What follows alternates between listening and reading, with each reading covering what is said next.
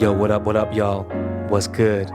You are listening to a brand new episode of Behind the Baller podcast. This is episode 106.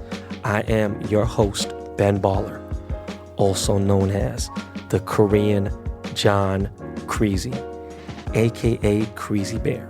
If you know who the fuck Creasy Bear is, then I fuck with you heavy. On this episode, we have a listener who is actually going to be our featured guest, who happens to have ties to the government and is one of the few black Green Berets in existence. He is a bad motherfucker. We're going to get into some shit with him. This interview is crazy. This is the longest interview in BTB history. So we're going to keep it real short, quick, you know what I'm saying? COVID. We're at over 20 million plus infected people worldwide. 12 point something million people have recovered. What does that fucking mean? I have no fucking idea. All right. We're at almost 750,000 deaths worldwide. Okay. We're at we're at over 5.2 million infections in the USA with over 166,000 deaths. But there's a decline. There's been a decline in cases. Now, I know that's taken into consideration with the stupid asses in Texas who aren't testing as much and whatever because of school shit and all that.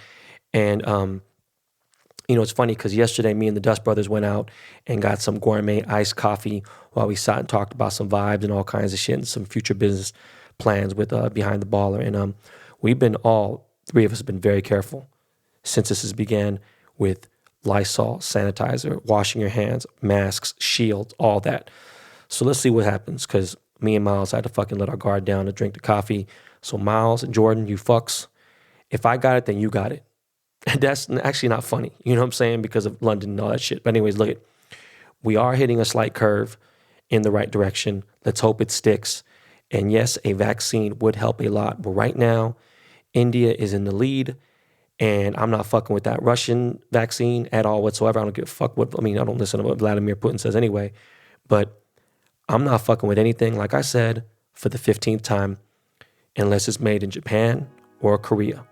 Or it's been through its third round in the USA. Okay? But check this out. I don't want to waste any more time. Let's get into this fire-ass interview. We really deep dive into the current state of the shit show going on in our country. All right, y'all. So without further ado, I bring you the Black Green Beret.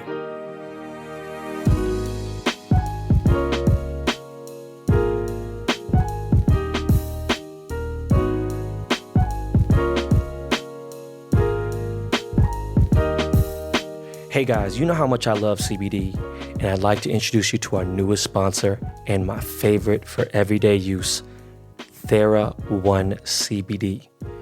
From tight muscles, tough workouts, signs of aging, to simply making it through each busy day, everyone understands what it feels like to be tense and sore. So everyone can benefit from TheraOne's CBD products. Started by Dr. Jason Wursland, TheraBody exists to provide you with the best scientifically validated natural solutions that help soothe your body and relax your mind. It started with the revolutionary Theragun percussive therapy device that I use every day and love. Dr. Jason saw the benefits of using CBD in his treatments with it, so he created TheraOne to bring you CBD products done right. A lot of CBD products claim to be organic, but still contain up to 30% filler. And these fillers are potentially toxic. TheraOne tests their products 4 times before they even get to you. Every product is USDA certified organic, grown in the USA. And their CBD extracts are the highest quality available anywhere. Use TheraOne's warming lotion in your morning routine, the cooling lotion or massage oil to recover, body balm for targeted relief, and the sleep tincture to drift you into a deep night's sleep. I personally use it after a long bike ride with my kids or if I need to feel relaxed before falling asleep. Now, through Labor Day, Monday, September 7th, TheraOne is offering our listeners a buy one, get one free for all TheraOne products. But you gotta go to theragun.com/baller. If you don't love what you get from TheraOne, send it back for a full refund within 30 days of purchase. This is not something TheraOne is likely to do again. Buy one, get one at theragun.com/baller. But only until Labor Day. Go right now to theragun.com/baller. Yo, you are listening to Behind the Baller. You know what? One of the most favorite fucking interviews that I do on this show are the ones of people that we just find. You know, this happens to be a listener. He happens to be black. Not just is he black, he is a black, well, he was or he is a black green beret. And I've always been fascinated with all this shit since the fucking first Rambo, since First Blood. And, you know, I'm almost 50, so like I've been watching all this crazy shit. Ladies and gentlemen, we got Matthew Eros on Behind the Baller. Matt, what's good, bro? What's good, my G? How you doing? I'm good, man. It's, you know, it's crazy times we're in, man. This is just really Super crazy, man. Especially here and abroad. It's a very rare time to be alive. You know, a lot of people say that, but I really do think right now it's pretty insane. you know, you told me offline that you'd prefer to speak on COVID-19, the president, fatherhood, being black in special operations and racial injustice. So with all due respect, I'm not going to get into combat deaths. What I do want to get into is, you know, ties to the president and everything else. But let's just look how we always do on BTB. Let's start from the beginning. Tell me what your childhood was like, bro, and how did it shape you into becoming, like wanting to get into the armed forces? Yeah, so pretty much it's funny that I say this a lot. I ride hard for LA. I'm actually a fifth generation Angelino. Nice. Yeah, like you know, my great great grandfather, he was born on Lucky Baldwin's Ranch, which is what Santa Anita Race Park now. Okay. So he actually, and I didn't actually notice it initially, but he actually was in World War I and World War II. Pretty insane. But to fast forward, you know, born in Kaiser, West LA, family all throughout LA, ran through Ladera, Culver City, Fox Hills area. Hold on. Wait a second. Oh, you talking about on Cadillac and La Cienega, that Kaiser? Yeah, yeah. Right where the Del Taco is now. Hold on, wait up. Hold on. Because now you talking about like, look, bro, I was born and raised in Koreatown, but I ran in the West Side. You feel me? Like that's where I grew up. How old are you? Yeah. I'm 30. Oh, No, 31, 31. You a youngin', Yeah. okay. I'm super young. No, I'm Where'd you go to high no. school? So I actually moved from LA and went to high school in Arizona. Oh, okay. Yeah. I appreciate you keeping the 310 number, but okay. Yeah. So continue, my bad. Go ahead. Yeah. So like you know, my brother he went to Dorsey and went to Pali High Palisades, Yeah. and then we split. He stayed out in LA and I went to Scottsdale, Arizona. Finished out high school out there, and then you know, raised by a single black mother, whatever. And I initially wanted to get into like I was heavy in sports, but digital media really caught my eye. I wanted to, you know, I taught myself Final Cut Pro, how to edit, produce music, all that shit. And you know, I moved back out to LA. After that, I didn't go to college just because I wanted to give, you know, the college try to the entertainment business because, you know, I mean, you know, being from LA, you got so many family and friends that are in the business regardless because it's just the massive industry that it is. And it didn't really work out, so I popped smoke, went back to Arizona. At that point in time, I was with the homies, and I was kind of like in between. I was like, okay, I was very reckless back in the day, right? Getting in fights all the time in the streets, going to clubs, you know, doing the young dumb and broke type shit, right? But I was full of piss and vinegar, and I was super like not military type, right? And at that point in time, I was like, you know what? I need some type of direction, discipline, or something, right? And I wanted to really challenge myself. And I had one of my homies. He befriended this dude who was about to graduate SEAL training, and so His name's Kent. And I go down to Coronado. I get a little taste. I'm like, oh, shit, okay, all right, whatever. We at this famous seal bar down there. And I meet this dude. This dude is like maybe 5'6", maybe $160, right? But he's yoked, bald, whatever. He's got a little, tatted the fuck up. Like, this dude looks like a, like a Sons of Anarchy type cat with a beard, right? And I'm like, what the fuck? And he's like, this dude has bodied like probably 500 cats. So I'm like, get the Jesus fuck out of Christ. here. This little guy? And he's like, no. He's a Team 6 cat. I was like, get the fuck out of here. This dude is like, I mean, Yeah. listen, I wasn't by any means big at this time, whatever. And then, I shook his hand, I talked to him, whatever. And I was like, damn, okay. And, at this time, this was like 2000 and, 10, 11, Osama bin Laden just got fucking whacked. And, the hottest thing smoking in the news at that point in time was like the Navy SEALs, right? And like I said, I knew nothing about the military, right? The only thing I knew about Navy SEALs, I was like, Charlie Sheen? Like, what? Come on. Like, get the fuck out of here. And then so at that point in time, I saw the camaraderie, the brotherhood, and like, you really get down with us. We like you, right? Well, why don't you give it a shot? And I was like, okay. So I left, but I really thought about it, and I was like, you know what? I think I can do this. And just my mentality of how I do shit is I specifically OD on my research, right? Yeah. So immediately after, I reached out to Ken at that time, used him as a mentor. And one of my mentors is actually pretty famous. He was in recruiting at that time, Goggins. He probably doesn't remember me at all, David Goggins. And I was like, okay, let me try out for this. And for 2 weeks, I went to the library. I took out like 18 fucking books on special operations and the SEALs and all different contingents because I wanted to see how they all operate with each other and whatnot. Read them all within 2 weeks. People thought I was fucking crazy. And then I go to the recruiter. I'm like, yo, I want to do this. Let's get this cracking.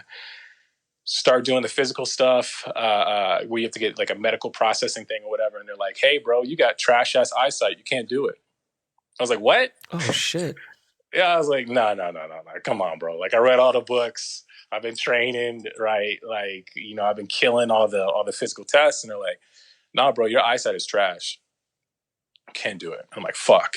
So I call up my homie Ken. I'm like, yo, man, they said my eyesight's trash. I'm disqualified from starting the process, right? He's like, well, how much you take it? Oh. Yeah, so I hadn't had it yet, right? The doctors are like, yo, you got 2,400 eyesight, my dude. Right. Like, you're on the borderline of being able to even enter the military. And I was like, fuck, okay. And at this time, you had to like be top in the region to ship out because everyone wanted to be a SEAL, right? And I was killing it. So I was pretty bummed that I talked to my homie Kent. I talked to the other cast and like, you know what about the Rangers, right? And I was like, okay. I was like, well, but the Army? Like, nah, man, get the fuck out. I'm not like, nah, man. I'm all about that palm tree summer breeze. I got that shit tatted on my arms. Right. Like, you know what I'm saying? San Diego, I'm all about that. I'm not trying to be down in the South, in the swamps. Nah, fuck that. And he was like, no, just take a look, right? Go to recruiter, fast forward real fast. And the recruiter's like, I walk in and he just happened to be from Ranger Regiment. He had the scroll and the tab or whatever. Ranger Regiment, for people that don't know, those are the top infantry shock troops in special operations. They've killed, captured more high value targets than pretty much any public unit in the history of the United States. So I was like, I'm about it, right? And I walk in, I was super cocky, chip on the shoulder, whatever, because I just came from this, and I was like almost seeing it as a lesser type of thing, if that makes sense. Yeah, I get you. And the dude who's like, hey, what's up, man? Whatever, I'm Sergeant so-and-so. And I'm like, hey, what's up, man? My name's Eros. And he's like, so what do you want to do? And I was like, I want to be a Ranger. And he's like, what makes you think you can be a Ranger? And I'm like, I looked at his shoulder on the side and the Velcro. He had his little tab and his scroll. I was like, well, you're one. If you can do it, I can do it. And he was like, excuse me? He's like, get the fuck out. So it started off on a completely bad footing, right? Yeah, you sound like me, bro, but go on. Yeah, I was like, all right, bro, like, whatever, like, fuck you then, I'm out, right? So I hit up Kent, and he was just like, yeah, it's the Rangers, bro, it's the fucking Army, like, it is what it is. He's like, well, have you looked at the Green Berets? And I was like, the who? He's like, Green Berets. I was like, who the fuck is that? And he's like, Rambo. And I was like, I've never seen Rambo. He's like, you've never seen Oh Rambo? my I'm like, God, nah. bro. I was like, bro, Saving Private Ryan, being in there, like, Matt, I might have he's to like, fuck you up when no. I see you, bro. I'm gonna have to beat your ass, man. You crazy, dog. So I'm like, Rambo. Listen, I got fucking annihilated in the course because they found out all this shit, right? So, Please tell me you've seen First Blood.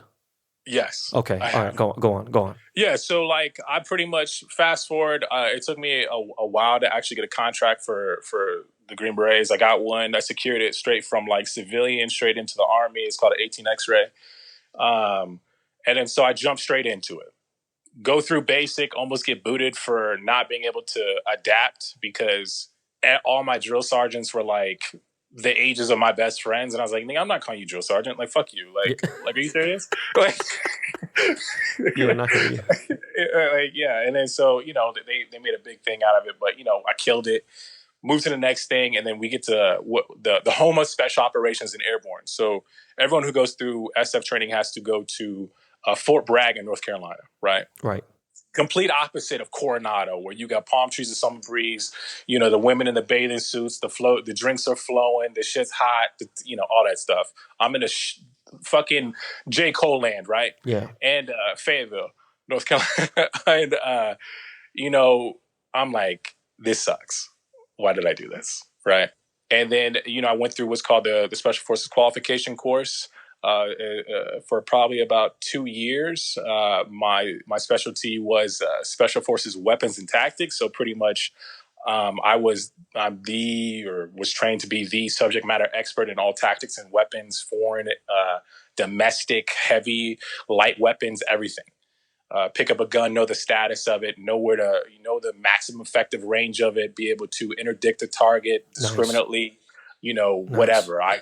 You learn the tactics of being a Green Beret, unconventional warfare, the history of being a Green Beret, from the OSS, which branched off into the CIA, to the Green Berets, as well as the State Department, right? That's pretty much, if you look at that, that's similar to what we also do, right? We're known as the professional soldiers and the soldier diplomats. How many years did it take for you to finally become a Green Beret?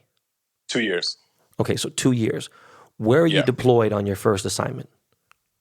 So that was the thing. So I got assigned to 10th Special Forces Group out of Colorado Springs, Colorado. And my first deployment was to Eastern Europe, to a couple hot spots. And then my big one was actually Ukraine. I was part of the first element to go in after Russia went in. Wow. I used to date there's some real bad bitches in Ukraine, dog. Listen, especially in Odessa. In Odessa, fam. Yeah, Odessa, on, Kyiv, all of that, right? Yo, I done took down some bad Russian. Listen, all that shit. I ain't gonna get into all the specifics. I'm just saying, but damn, I'm talking about I had some. That was, like, it's funny because on the teams and with the guys, a lot of the guys have, especially GBs, Green Berets, like we get trained in foreign languages. Like I know 5 foreign languages. Yeah. So nice. Yeah, I know Ukrainian, Russian, a little bit of Spanish, French, and obviously English, right? So, a lot of these guys go over there, to all these various hot spots, whether if it's South America, Africa, the Middle East, or Asia, or whatever it is, and they just, some guys just get it in. It's a joke where you come back with a wife, right? Your first or second deployment. Yeah. I've heard of that. Yeah. Like I was part of the first team that pretty much went in. We established a special operations contingent on behalf of NATO, in order to, combat what was happening in Crimea at the time, it's actually contradictory to what the public actually believes, what Obama did during that time. They were like, oh, he just let Ukraine fail and all. It's like, nah, bro, like y'all have no clue. We were there. We did a lot of great work over there, filled a lot of intelligence gaps, and it's pretty nuts because a lot of that stuff is rearing its head in its current right now with obviously the administration and what people believe to be true and what not to be true. But yeah, like it was pretty insane. I was part of the, as a Green Beret, like I said before, we work by, with, and through the populace. And a lot of our stuff is, we specialize in unconventional warfare, right? So guerrilla warfare. And through that, we either stabilize or destabilize regions. That's just what we do. That's the bread and butter. Like, we're not SEALs. We're going to go in there and just fuck shit up. And it's no disrespect to the SEALs, but we are special forces. There's no other unit in the United States arsenal that is special forces, right? The public uses that term for everything else, but it's just us. And, we're the only ones who can do the full spectrum missions, all full spectrum missions for the Department of Defense. We're force multipliers. We're very good at what we do. Check this out, dog. Look, man, and don't take this the wrong way, bro, okay? No rainbow, fam. You look like, you sound like a good-looking pretty boy motherfucker right now, bro. I'll be honest with you, man. I never seen you, don't know nothing, bro. You sound like I'm being real. Like, you could hear pain in certain voice. And I'm not saying you're bullshitting. I'm just saying, like, so do me a favor real quick. Break it down. How tall are you? I'm 6'2", 230 pounds. Okay, you 6'2", 230. Okay, so you're not like a skinny. I was thinking like, yo, man, this motherfucker sound like Brad Pitt. I used to be like 175 soaking wet with two bricks in my fucking pocket. And then like people, like I just recently got out, and people, that saw me beforehand and saw me after, they think I ate myself. They're like, you just got yoked. Like, well, bro, you got to remember, dude, like I played college ball. I talk about it, right? You start to get shorter when you get after 40. Your foot gets flatter, your foot gets bigger. Yeah. Certain things happen. You don't know until you actually turn 40. I was 175 in high school, going into college, playing defensive back, playing left corner. I had probably 9% body fat. I could probably max out at maybe 250. Back in 1991, this is, really good for a receiver DB, as far as my strength. I wasn't anywhere near the top, but I mean, let's see, as a receiver, that my senior year, I had 11 touchdowns. I had 1,200 yards. I even had fucking 92 yards rushing, and I was a receiver, but I decided to go into college, play football. What I'm saying is, at 6 feet, 175, I was still pretty slim. You know what I'm trying to say to you? Yeah. You see motherfuckers that are DBs that are 5'9" and 190 in the NFL. So 6'2", 175, you was a skinny motherfucker, bro. And skinny. Can you tell me about one of your craziest missions? Yes. Is that can you without not get too specific, but just like Yeah. So, okay. Yeah.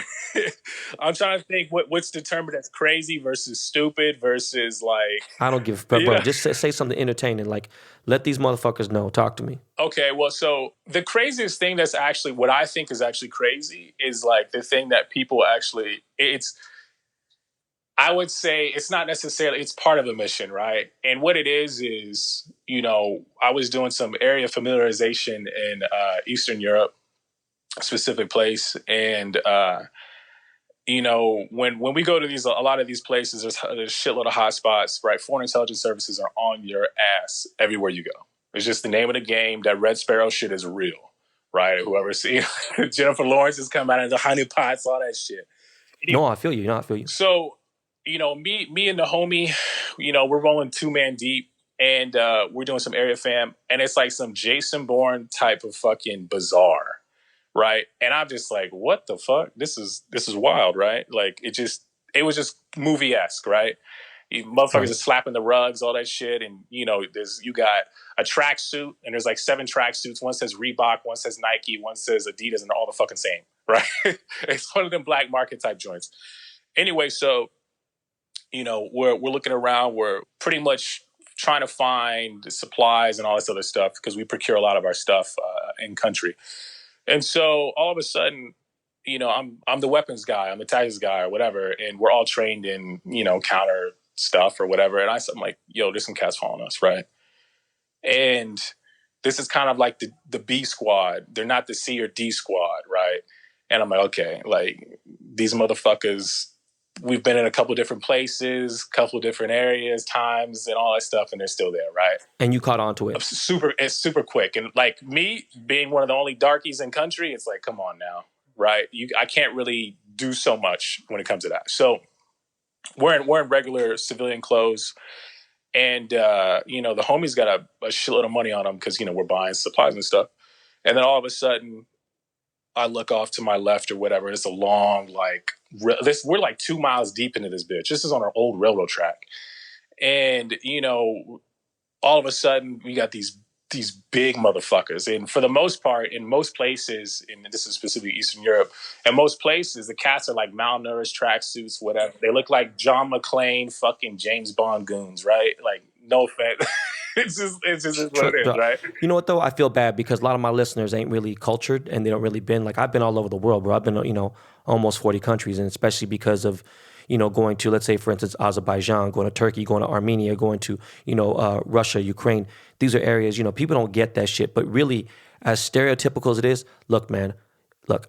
Someone could sit there and be like, yo, it's fucked up. You say black people like fucking fried chicken and watermelon. Yeah.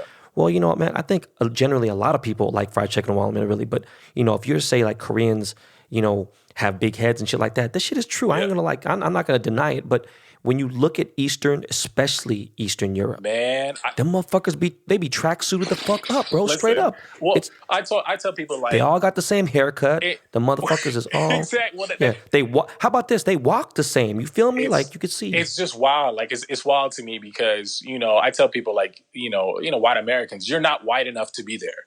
Like it's just a whole different level of like Slavic culture and all that stuff. So. I see them. So you catch on. Yeah. Okay. So most cats, they're super malnourished, tracksuits or whatever. These, or they're like, they're, work for the state, wealthy, they're, overweight because all that shit with the supermodels on the arms.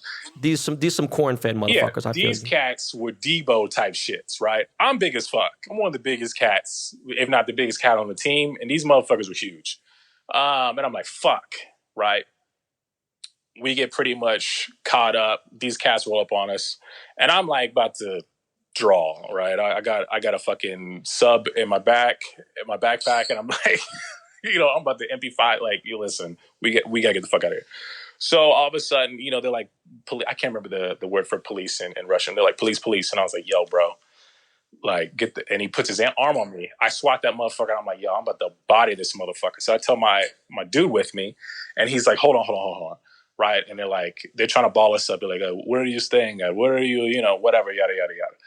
And I'm like, nah, Brian, giving out this fucking information. I take a step back because, you don't want to get hit with cats or videotaping shit. They want to make an international incident to get you kicked out of country, all types of shit.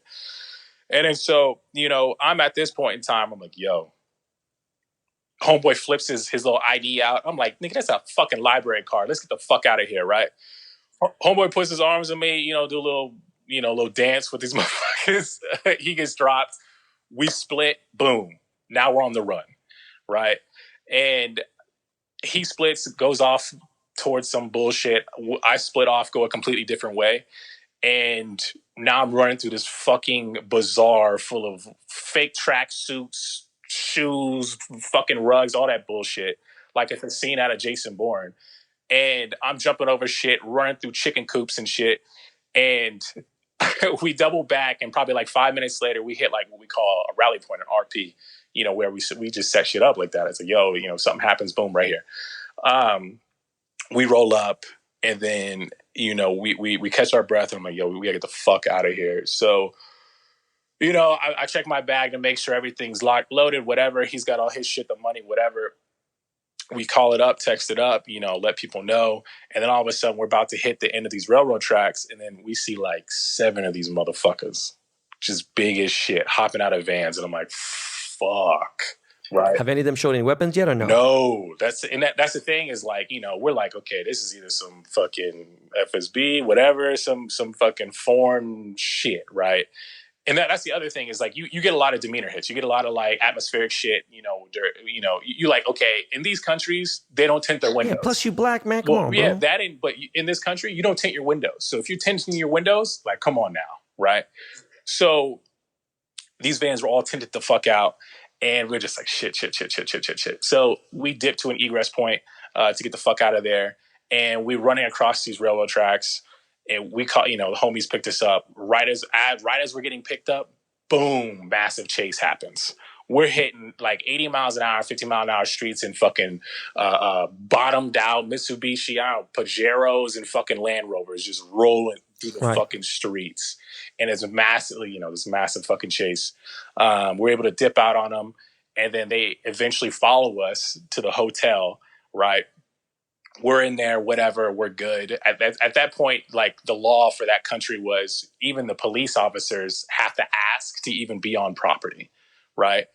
So they're stopped by the concierge and everything else, and they're working with us or whatever. So they send in. Hold on, Still ain't no guns drawn, nothing. Come on, man. Like, that's the thing is like this is how it gets wild. Hold on, this is how it gets wild, right?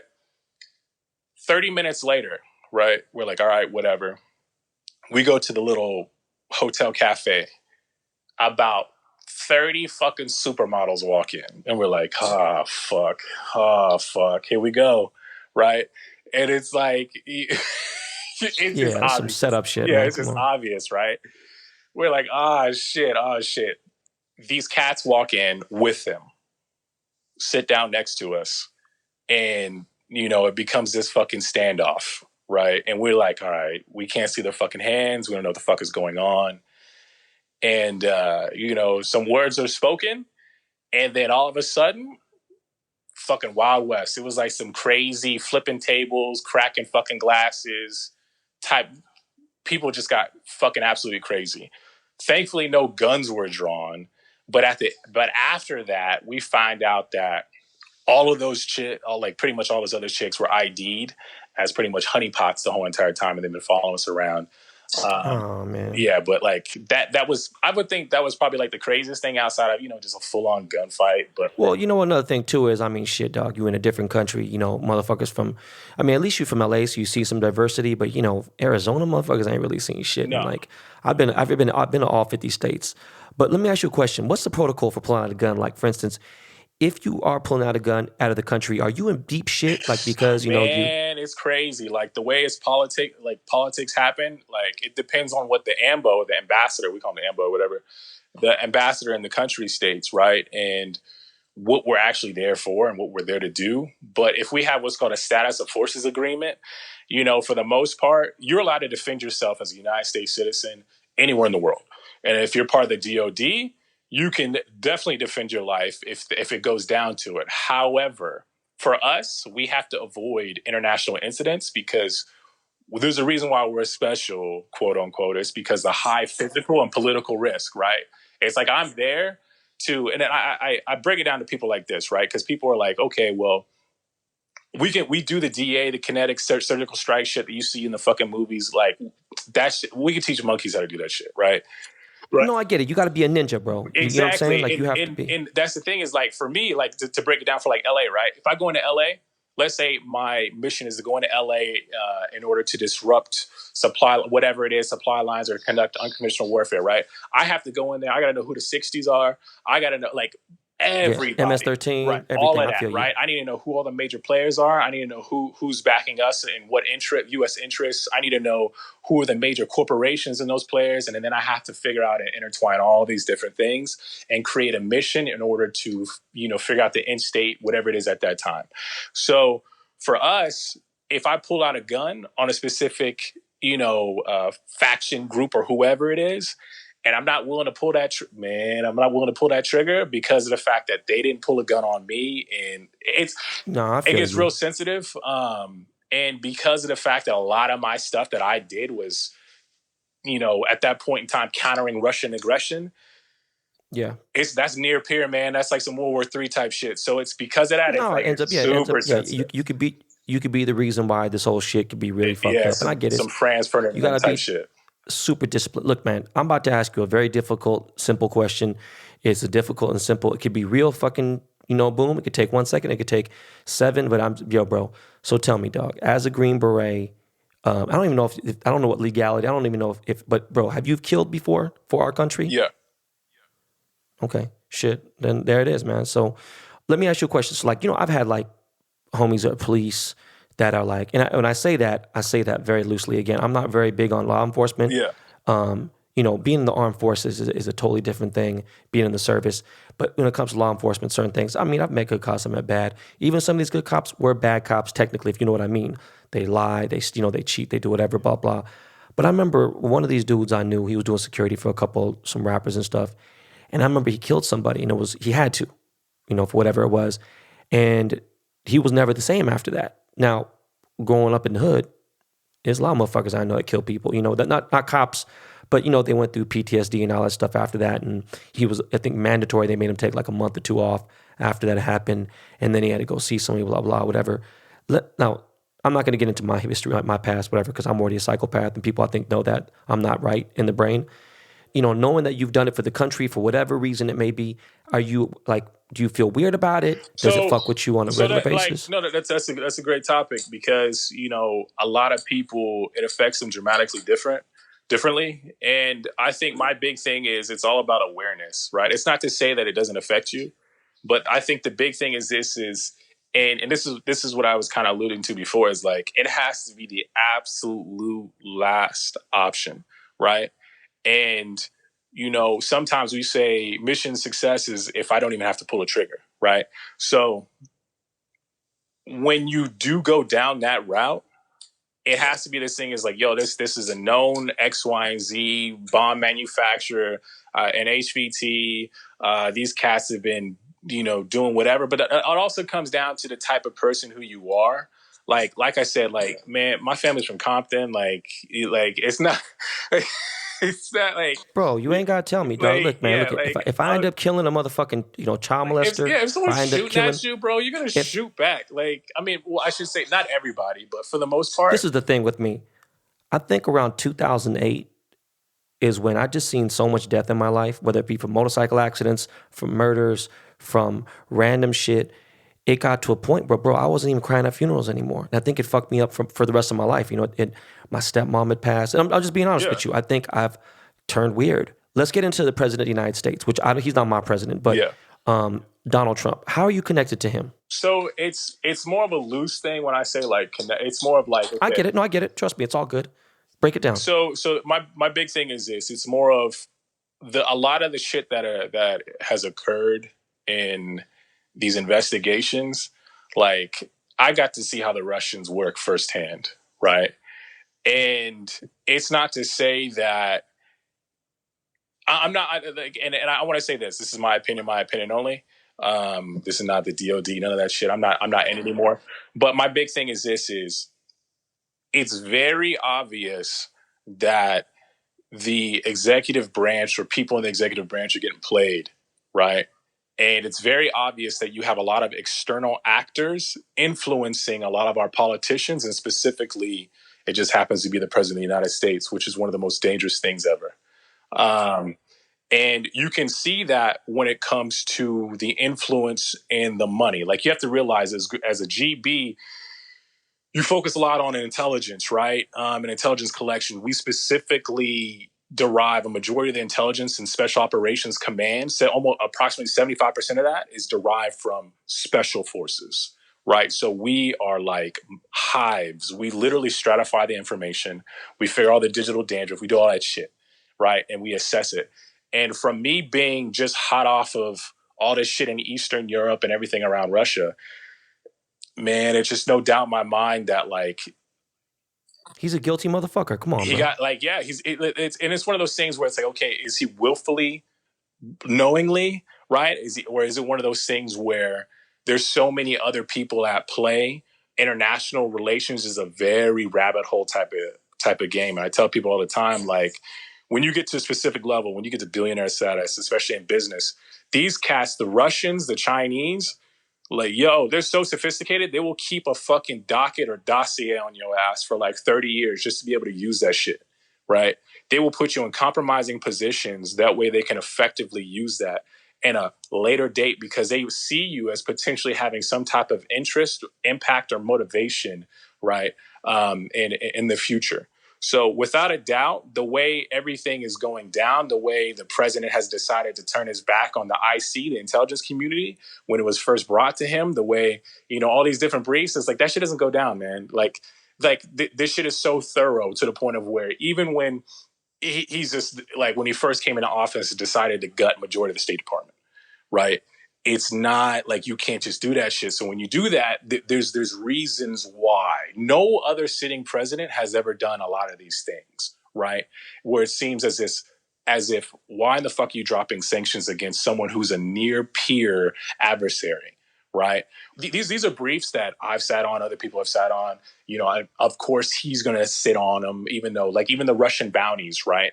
I don't know if you saw the Axios interview that just came out, where he was asked about, did he talk to Vladimir Putin about the Russian bounties? And he specifically was like, no, didn't bring it up, fake news, right? And it's like, get the fuck out of here, my G. Yeah, motherfuckers full of Right. shit, bro. But the big thing with that, and this was like the nail in the coffin, was when he specifically stated, you know, when one of our generals specifically stated and it said, hey, you know, we have intelligence that the Russians, they may not have been paying bounties to the Taliban in order to hit U.S. or Western allies or troops.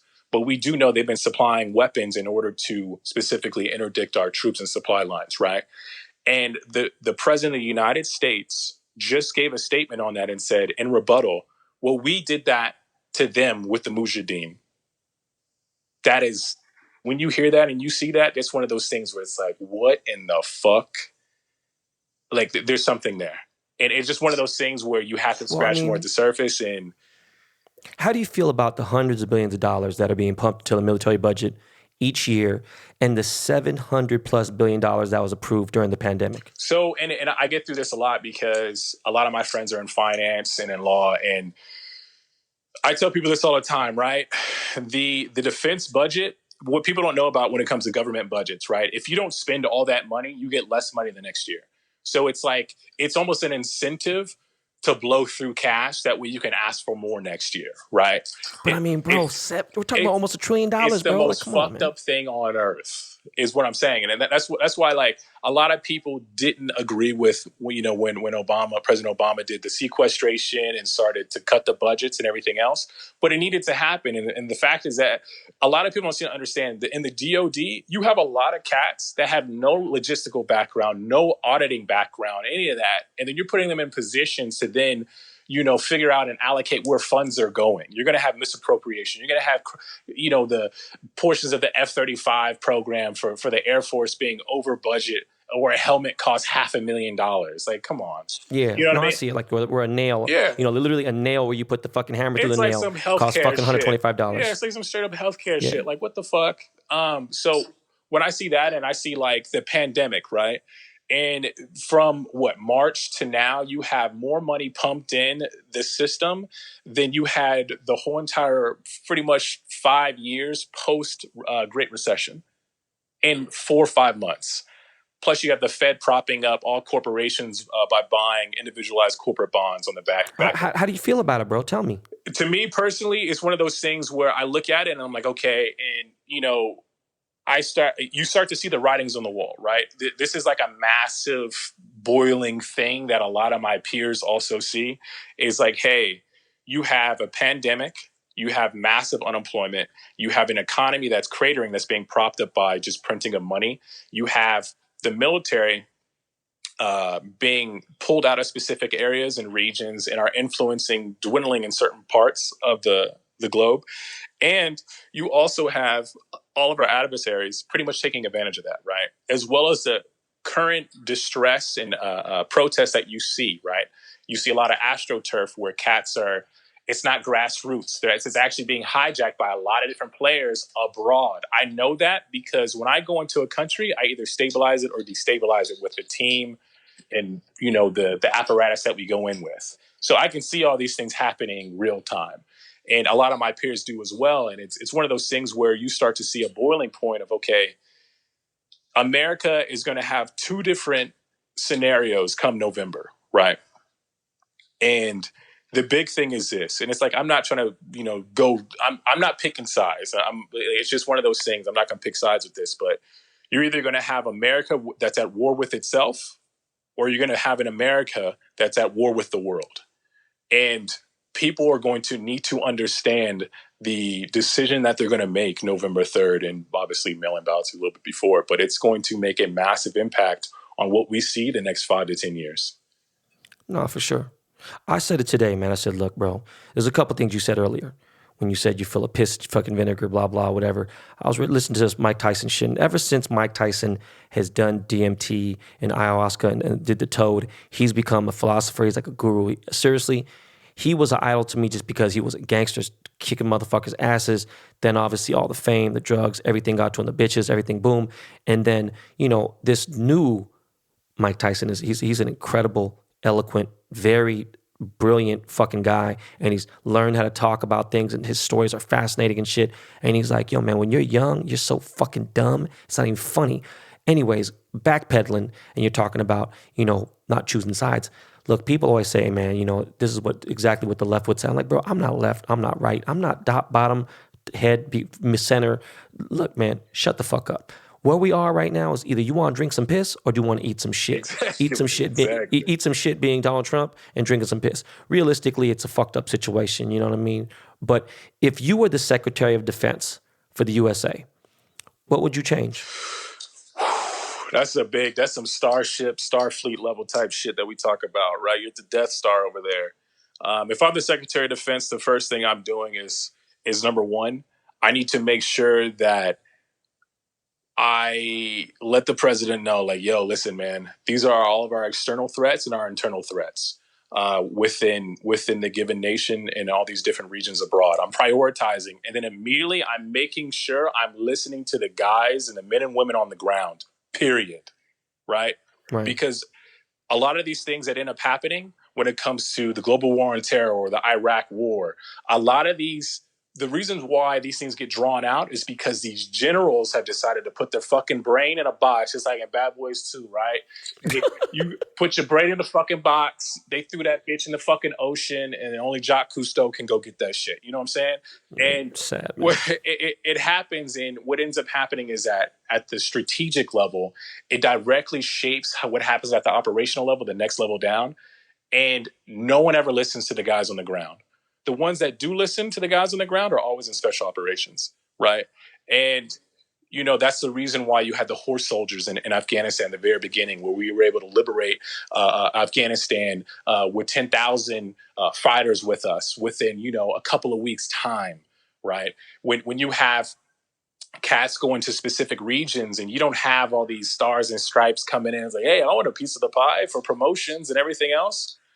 You got to end that. You got to dead that, right? So you really have to look at it and say, hey, the guys on the ground, what are they specifically stating? What is intelligence looking like? We have to prioritize our threats, because right now the threats may not be kinetic. They may not be boots on the ground, right?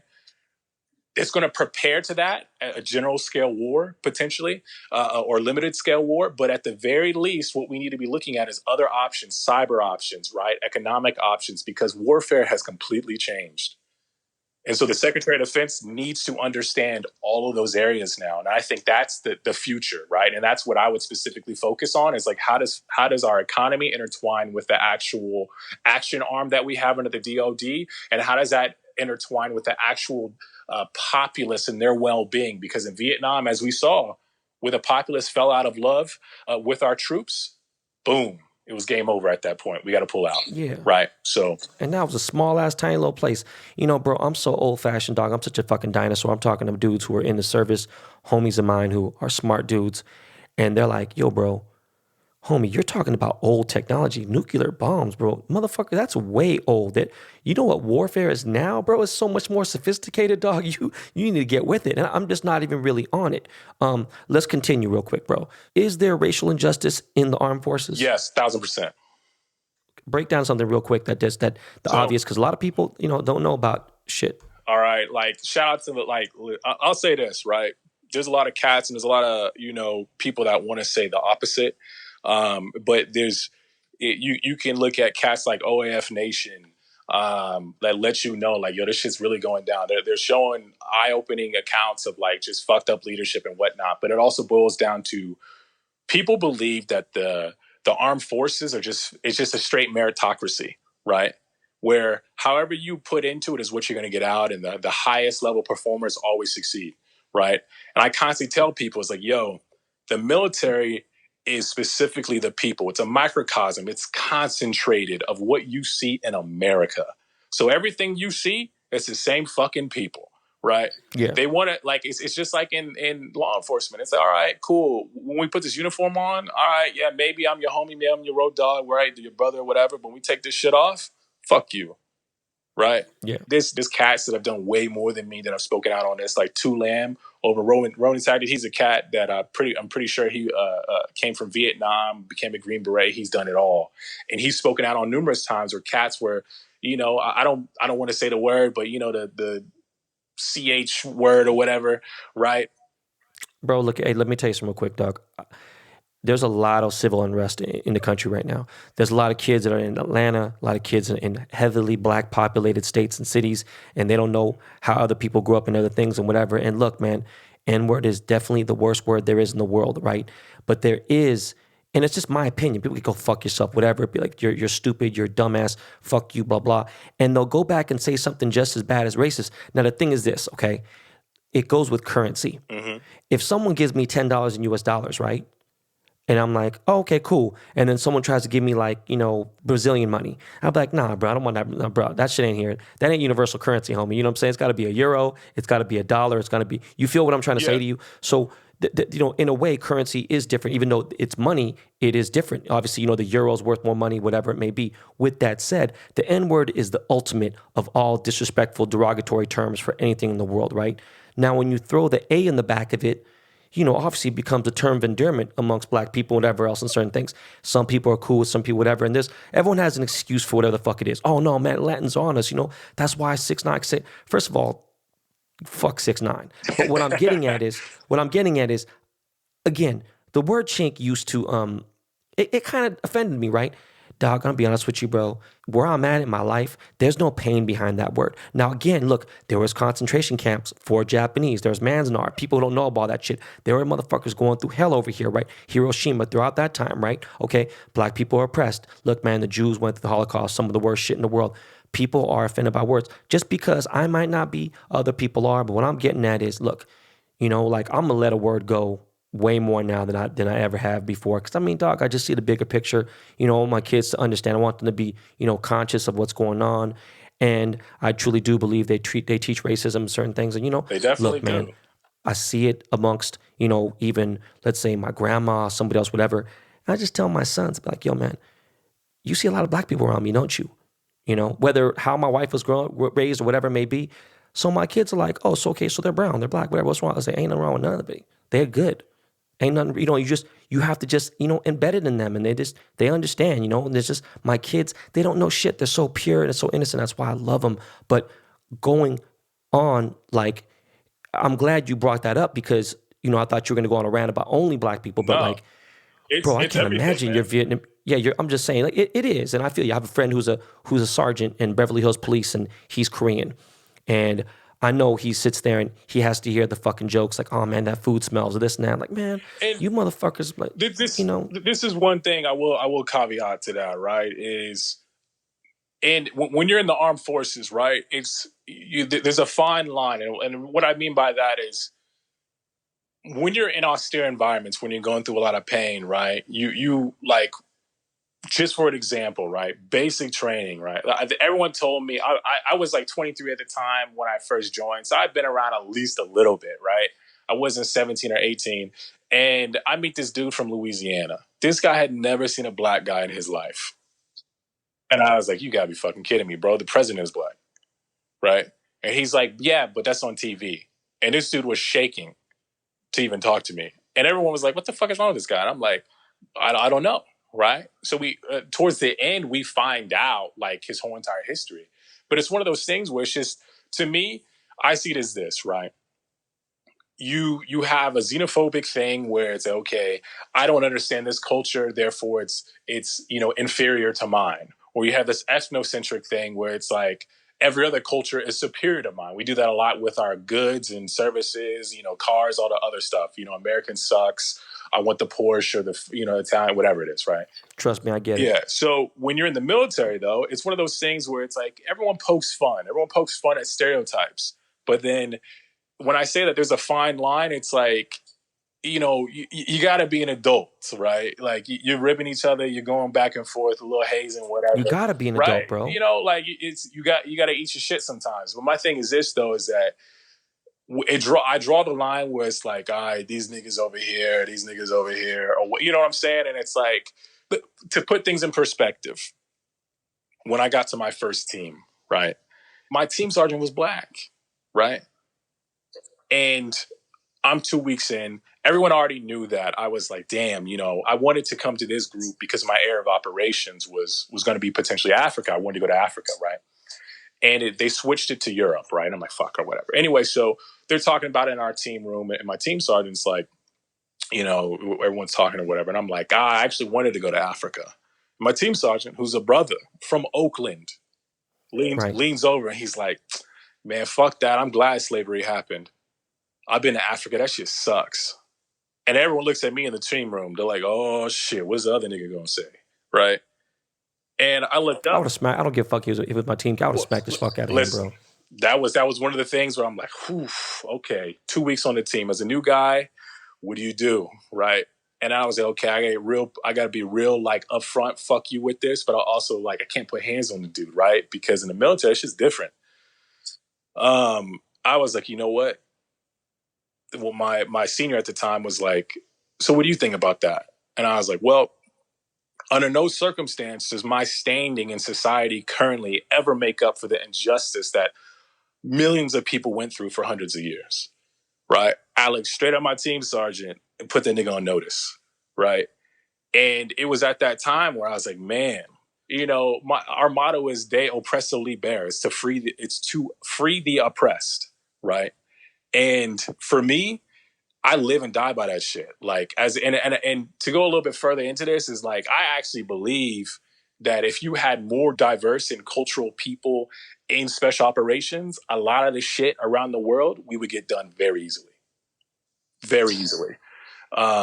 Just because of the fact that when I was overseas, a lot of these different places, because they're marginalized all the time, they come to me and they're like, "This guy's gonna understand," right? Because they see it from the exterior view and they're like, oh man, Black Americans, they got it rough. You know what I'm saying? They have it better than us, but they're going to understand. So I have a common line of rapport with a lot of these people. And it's something where I'm in a massive group text. Like when I graduated the Special Forces Qualification course, we had 9 Black Green Berets, and it was the most in history ever to graduate once. We all took a photo together. And it was something where it's just monumental, where it's like, yo, like even when we're going through it, all the instructors are like, this is huge, this is big, y'all need to help each other stick through this or whatever. And we did, and we saw it to the end. But it's one of those things where, and it's not to say black, white, or whatever, it's just one of those things where like, hey, people need to understand that no matter if it's internal or external, you're going to see racism everywhere. You're going to see highly amount of implicit bias and prejudicial, events and situations and opinions. And the biggest thing that I've seen that helps combat a lot of that is education. The earlier you can do it, the better. It is, bro. It is, man. Whether you're working from home, taking a run, or listening to music or Behind the Baller podcasts, you need to have the best wireless headphones to have a better life. If you haven't stepped into the world of wireless, then you need to check out the wireless earbuds from Raycon, founded by my boy, Ray J. They're lightweight, fit your ears great, and Raycon earbuds start at about half the price of any other premium wireless earbuds on the market. And they sound just as amazing as other top audio brands that you know. Their newest model, the Everyday E25 earbuds, are the best ones yet. You get 6 hours of playtime, the most seamless Bluetooth pairing you've seen, great bass, and design that gives you nice, noise-isolating fit. Unlike some of your other wireless options, Raycon earbuds are both stylish and discreet, with no dangling wires or stems to distract anyone during video calls. You've heard me talk about how the company was co-founded by Ray J and by celebrities like Snoop Dogg, Cardi B, Melissa Etheridge, Brandy, and J.R. Smith.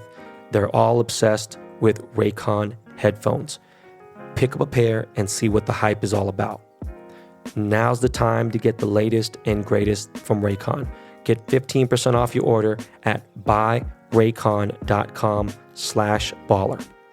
That's buyraycon.com/baller for 15% off Raycon wireless earbuds. buyraycon.com/baller. Bro, what are your thoughts on Joe Biden, man? Oh my gosh. I actually predicted this a while ago.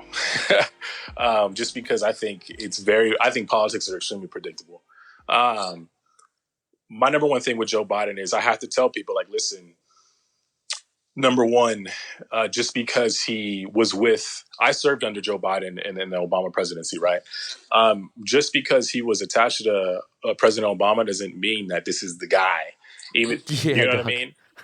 I don't rock with him, bro. But you know what? Again, because number one, my thing is this, right? I'm gonna break it down very quickly, right? Number one, people need to realize he's from Delaware. Where are all the banks headquartered? yeah. Boom. Trust me, dog. I Right. know. Banks, like, Where do you get your credit cards from exactly, in the mail? right?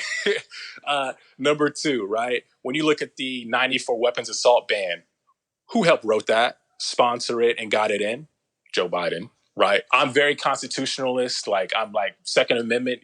People don't even understand it. When you break it down, the Second Amendment is there for national security. It's harder for external threats to even think about stepping foot into our country because of the amount of weapons we have. So if you even look at it that aspect, it needs to be dead completely. But check it out. We'll go back to Joe. On this aspect, bro, visiting Korea and visiting London, bro, these are places that don't have guns at all. Yeah. You know, the police don't have the gun. There's no police who have guns in Korea. Yeah. You don't see, obviously some gangsters of people here and there.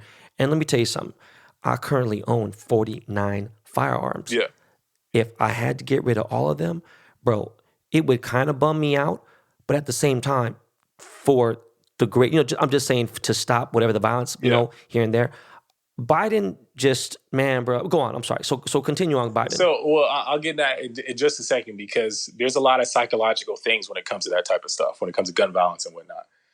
Because I had no clue. I never picked up a gun before any of this. So Biden, right? Obviously against desegregation, right? Been a lot of compromising positions, whether it's with former KKK Supreme leaders, whatnot. And then the shit he's been saying the past month and a half, if you don't vote for me, you ain't black. The whole Latino, come on, bro. The whole Latino black comment lately. Like, I really think it's this, where the fact that he picked Kamala Harris as his vice president, that it's a nail in the coffin for me. Not for me to vote, but just for me looking at it at a larger macro aspect. It's like the Trump campaign is going to immediately exploit that because, number one, Kamala Harris has already talked about how you're supposed to believe, and I believe the people who said that Joe Biden, the women who said Joe Biden sexually assaulted them or touched them, right? It's like she was against Joe. Exactly. Like she married to a white boy him on every single debate. And, I get it. They want to progress and move the country forward, and maybe they can do something. But everything that she did in California, it's going against the narrative right now. And obviously narratives are different than facts. But for the most part, I don't see a lot of the youth coming out and riding for Biden and Kamala. Right. And this is just one of those things where right now. I got to disagree with you, bro. I honestly think it is predictable. But at the same time, bro, man, I know there's a bad taste, especially with black folk. It's like, damn, I'll drink some piss. What up? I definitely ain't gonna eat no shit. No, I definitely look. Let me finish because I'm gonna tell you exactly. Yeah. Like, I ain't gonna eat no shit, and I'll drink some piss, man. Okay, but you know what's gonna happen? This is what's gonna happen. How about I'm just gonna starve myself? I'm not gonna drink piss, or I'm not gonna eat shit, and that obviously hurts. The Biden thing. The thing is, I still think Biden, I have a deep feeling inside that America's going to do the right thing and get the psychopath out of the presidency. I do think that Trump isn't going to fucking win on November 3rd. I don't think he is going to be our president for another term. I just think that just wishful thinking. I think this situation now today is just a fucking goddamn, bro. Well, my thing is this, right? I go back and forth on it just because of the fact that I look at it, and you always have to look at every election, and every October, there's an October surprise, every election year. And I'm just like waiting because you got to realize Clinton got it right. George W. Bush got it right. President Obama got it right. And it's like, ooh, is it going to happen again? Because it goes down to that devil I know versus devil I don't. And then on top of that, it's like, people have decided to play the complete extremes and not the moderates, right?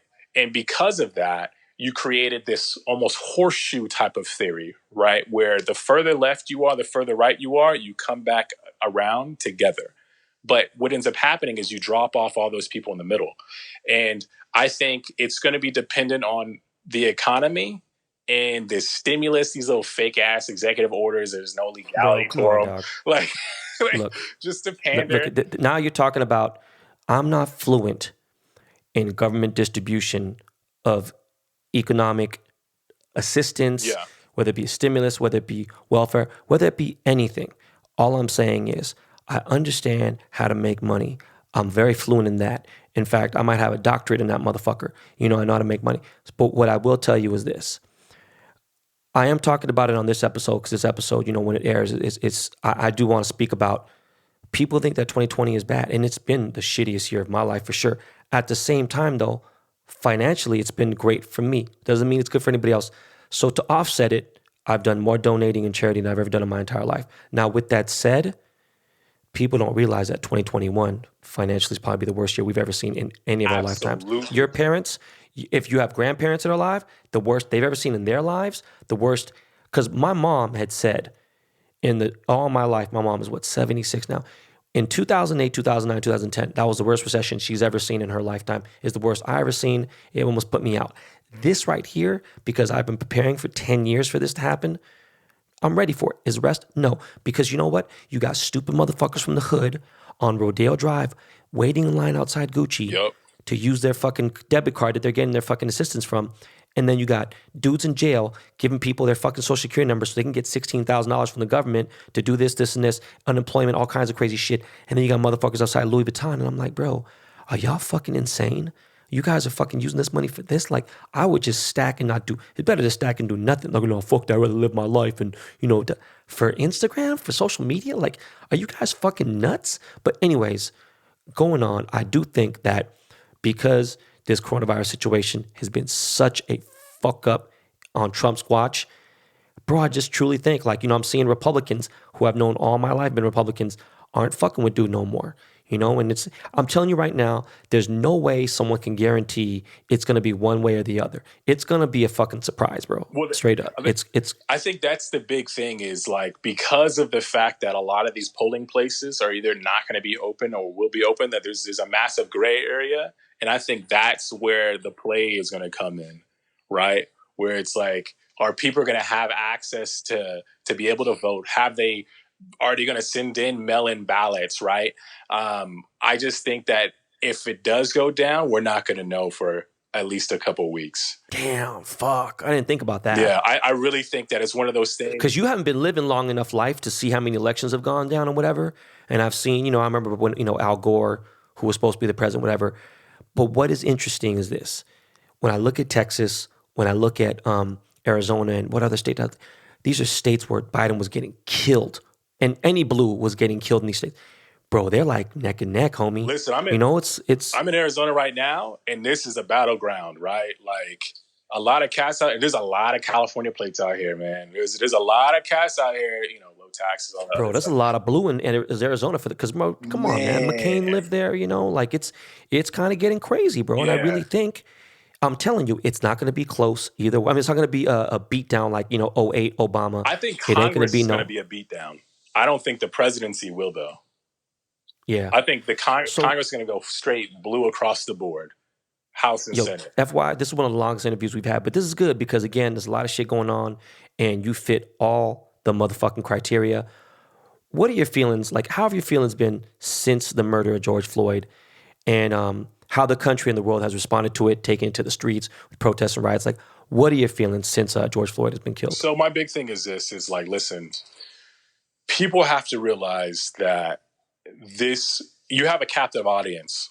And for me, I saw it. I saw the video and I was like, a lot of people felt disgusted and everything else. For me, I looked at it and I was like, wow, it's gotten to this point, right?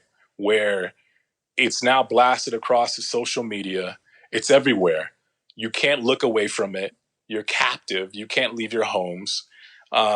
And you have to now face this problem where the cracks on the house are getting to you, right? You're peeling back the wall. You see the mold. You're like, fuck, I got to fix this. Yeah. And I think a lot of people, it's like when you see someone who's homeless, when you pass a dirty mirror, it's like you're still looking, it's the shit's still looking back at you, my G. It doesn't matter if you look away, you roll up your fucking windows, you turn the music down. It's still there. And I think now you can't avoid it. And I'm saddened and disheartened. And I'm also it's almost cathartic, right? It's like finally that everywhere across the world is riding for some type of reform in law enforcement. And everyone has their view on law enforcement. I will tell you this, the security apparatus of the United States, it really needs its law enforcement. I'm not saying that we don't need to fix training. We don't need to have, we need to fix training. We need to audit these places and say, hey, are you selecting the correct people? Right? You need to understand a de-escalation of force, right? When you join the military, when you throw up your right hand and you give that oath to the Constitution, the same exact shit you do as a law enforcement officer along with your state constitution, it's like, yo, stop trampling on their rights, right? And I get it. There's a lot of different situations involved. Shit gets difficult, but yo, like, it's one of those things where America's founded on rebels. America, I believe, to be the most advanced country in the world, and we have probably the greatest government in the world in order to redevelop ourselves and progress forward, right, with our Constitution. Sure. And I really do believe that, hey, this is one of those times where let's move forward, let's build, right? Because we can't keep resting on the shit we did back in the civil rights movement, right? Because there's an inflation rate to effort. What you did back then is not worth what you do now today, period. So people need to step the fuck up. And evolve. Exactly. And let me say this real quick. I don't know how much of my show you listen to or how much whatever. I think anybody who's followed me for at least, 4 or 5 years, or definitely people who follow me since MySpace, whatever, they know I'm not fond of the police. They know I don't call the police. I've never, ever called them. Any kind of incident I've ever been into, never called them. My wife is a different person. She believes in certain things. Look, I do believe that we do need order, and I understand that. And with that said, look, I'm the first motherfucker to tell you, go fuck the police. Fuck all police and everything. But I'm also going to tell you this. I'm not going to walk into a bank or walk into a store and grab something and steal it and not think that I don't deserve to get my head kicked in. Okay, I'm just going to be honest with you. I'm not going to fucking run somebody over and feel like, yo, man, that they shouldn't do their job. And they have to do what they have to do. And I understand that. Again, I'm not patting myself on the back. It's just as you get older and you understand, it's scary when you see someone who's old and they're stupid. That's fucking crazy. You didn't live life, bro. What the fuck did you do in your life? You failed yourself. You got an F grade in this. Now, with that being said, look, man, people are like, yo, you ain't going out there riding. Fuck the police. Fuck this, and this. It's like, yo, man, y'all really, something ain't right. Look, again, I know an eye for an eye leaves everyone blind. I'm not necessarily someone who believes in Gandhi and everything he said. I respect what he said. And it's true for the most part. Look, man, when does it stop? Okay. You could literally see some dude and be like, all right, man, you got some Crips and Bloods, or either one. Yeah. They go rob some dude and beat the shit out of him. Whatever reason it was, they whooped this dude up. Okay. That dude's brother comes over, sees him getting beat up. He ends up killing 2 of the Bloods. Then the Blood's like, oh, it's a green light on that motherfucker. We need to kill him. Bro, did you just realize you just beat the shit out of somebody's brother? He's getting beaten up for definitely nowhere near the reason why, for what, I'm saying? Like he looked at someone's girl or, you know what I mean? He stepped on someone's shoe. Now he's getting the dog shit beat out of him. His brother sees it, ends up pulling out his gun and shoots 2 of you motherfuckers. Now you guys want to go kill his brother because he was doing the right thing. Do you know what I mean? And where we're getting at, and people don't want to see that. Like, now fuck that. Now fuck that. No one wants to hear anybody kick knowledge, anything else. And again, it comes back to ignorance. And it's a beautiful, amazing thing to have this conversation with you. Let me rewind back maybe about 4 minutes ago when you started breaking down the whole George Floyd thing. That was one of the most beautiful responses in the fucking world. When you're talking about you're sitting back and you see the fucking, the walls cracked, and it's like, yo, you literally fucking just vividly in not even 4K, beyond HD, you did that in 8K. I saw that so well that you articulated that so fucking good. It was just crazy. And with that, what do you think needs to happen so that this country, our great country, USA, becomes more united in 2021 and beyond? Well, I think the big thing is this is, the further you get along from an existential threat, the more complacent you get around your community, right? Right now is a great time to look around, right? Right now, I believe is, the time to break bread and to find a common line of rapport, right? When someone, everyone's super polarized, they say all this, the media throws it out of whack, all that shit for clicks and whatnot. But I say it like this: the organization is sometimes better than the occupants, right? And the US will endure this and we will get through this. However, right, I tell people this, right?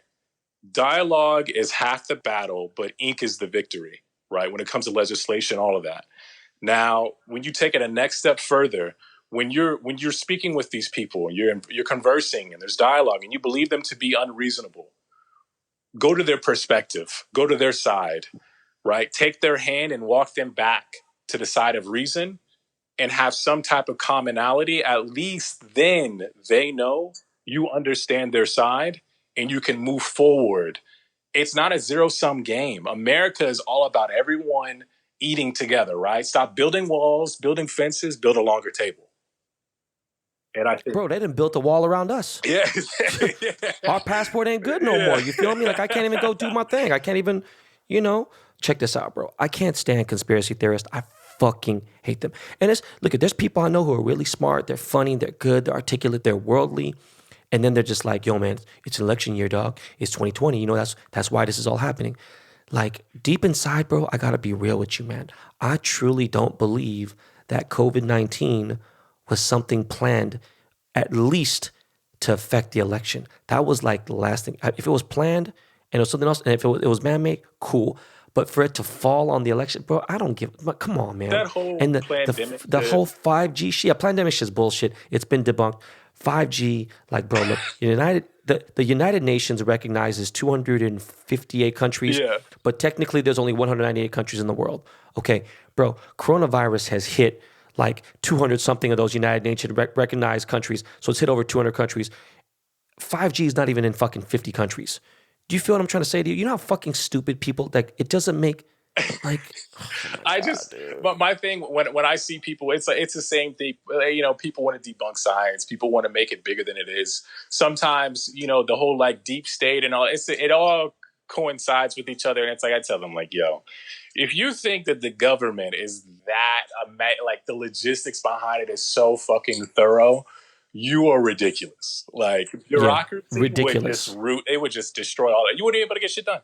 It's just it's too big to try to have some type of rollout to plan it. Now, I will say this: politicians never waste a good crisis. Now, that's different, though, right? Right.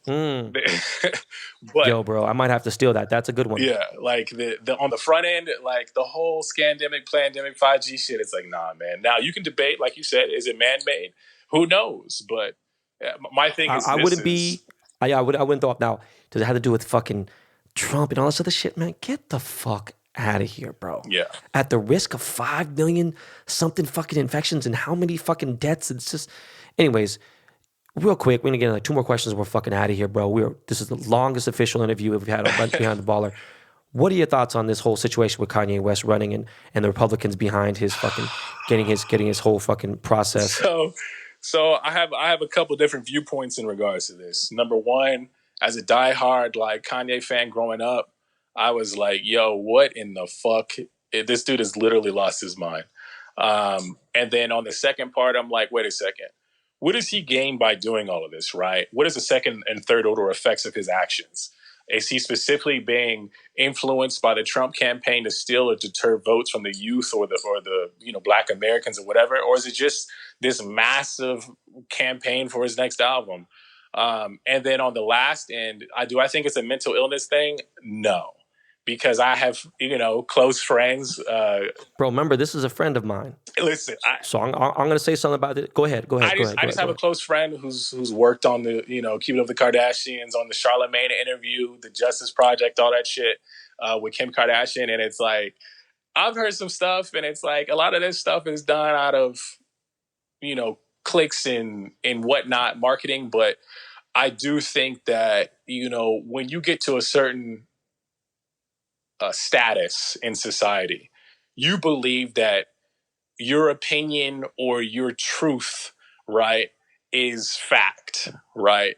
And that you are the best, you have the savior complex, right? It's like the Bill Gates thing right now. It's like, bro, like, I get it, but step the fuck back and let other people Fuck Bill Gates, but handle go on, yeah. right?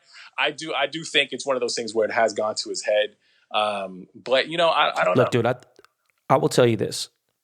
I think there's a tall building. Kanye West is a tall building. And I think it's modernized and I think it's nice and here and there. And there's some parts that were like, damn, man, these floors haven't been occupied in a long time. And damn, I miss, going to those floors. And he keeps going higher. And I think that there's a lot of areas that the lights don't go on. You feel me? And it's just, that's where it is. And I think that there is, now mental illness is a very, very, there's a wide spectrum. That word can be, can mean a lot of things, right? I think I have mental illness, for sure. But what I'm getting at is, look, Doc, D.L. Hewley said something really, really amazing in an interview today. He said he thinks that Kanye has mental illness when it's in his best interest too. And I do think, look, man, 2020 is the year of, hey, man, for the people who never say anything, like I have a father-in-law who listens to every episode. He's listening to this episode now. He's the type of person, like, if his brothers and sisters are fighting and going crazy, it might take for the guns and knives to pull out for him to finally jump in and be like, hey, let me try to block a punch or a knife or something. But for the most part, he's just not going to say anything because he just doesn't want to text. He's very quiet. He doesn't want to say things. He'll talk to me, but when it comes to anything controversial, he doesn't want to have an opinion. I know a lot of people are very quiet. They'd be like, look, man, you're not going to say anything, bro. That motherfucker just called you a fucking chink. He's like, you're not saying anything. That motherfucker just called you a wetback, blah, blah, whatever. Yeah. And he don't say anything. This is the year where you being quiet means you're, what I'm saying? They're calling all the quiet people out. Like, yo, you quiet? All right, dog, look, man, that's an answer now. And it always has been. But, and I've always felt that way. So with that said, I've been kind of quiet because it's kind of like, yo, man, dude and kick me some shoes, take care of my kids, blah, blah, whatever. We've been cool. We're not close friends or anything. I have a lot of close friends that are, we have his circle, my circle intertwines way stronger than a lot of people I could think. It's the thing is, when I read the shit that John Legend put out about the GOP and the attorney that helped him get his votes in Wisconsin, all that shit, bro, I ain't gonna lie to you, bro, that shit broke my heart, dog. That shit hurt my feelings. It hurt my heart. I was like, yo, bro, like, I wonder if you're really too stupid because the ego's too big and you don't get that you're fucking up, you know what I mean, the shit for Biden or for anybody else, and that you are going to take away some of these votes and, because you're not taking Trump's votes away, bro.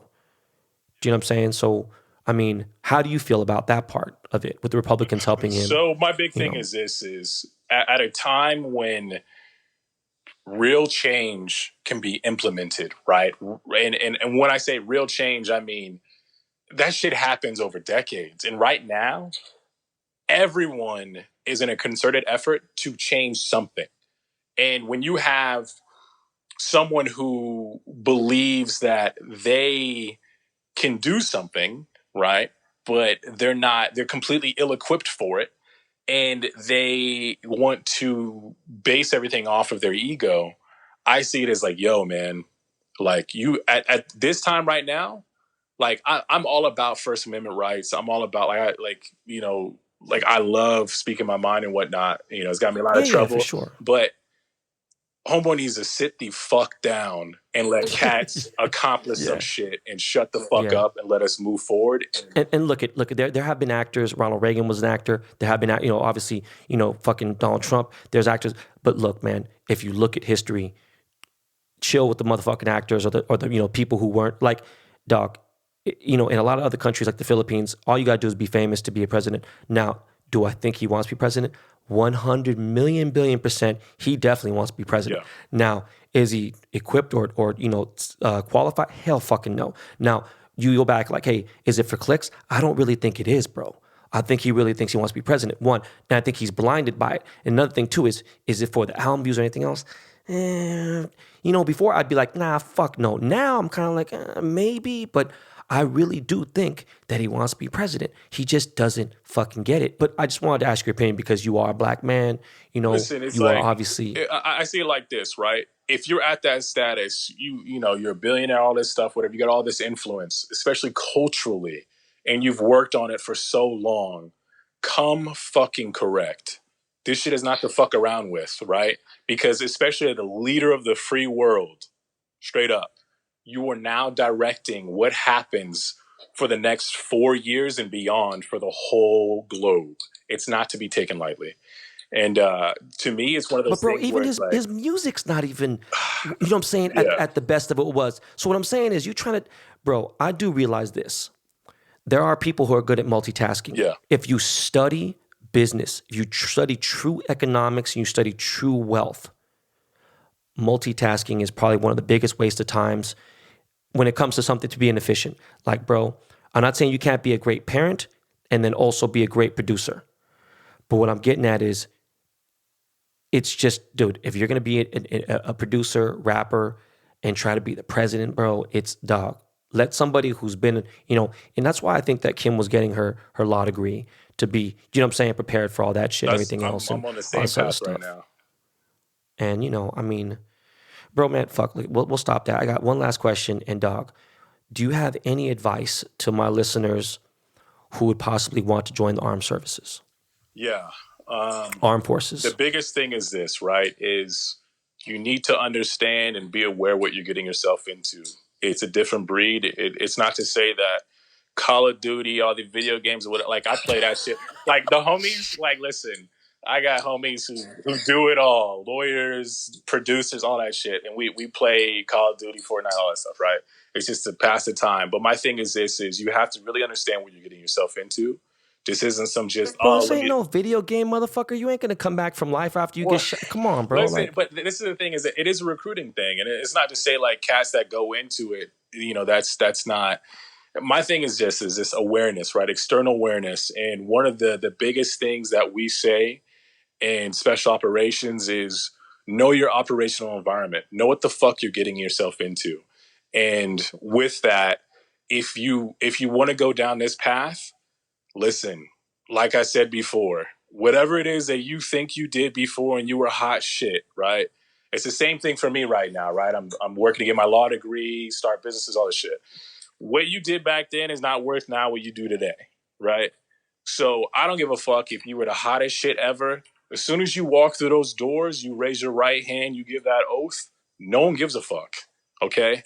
Step the fuck out and own that shit. Be a part of something. I believe that to be great, and I was able to be able to serve alongside some of the greatest men and women that in the history of America that have done like million more than I have and I'll ever fathom. But a lot of my homies are still in, a vast majority, even at the highest level, D boys and whatnot. So, if for me, I look at it like this: if you're gonna get into it, put it the fuck out, men and women. The first female Green Beret just graduated.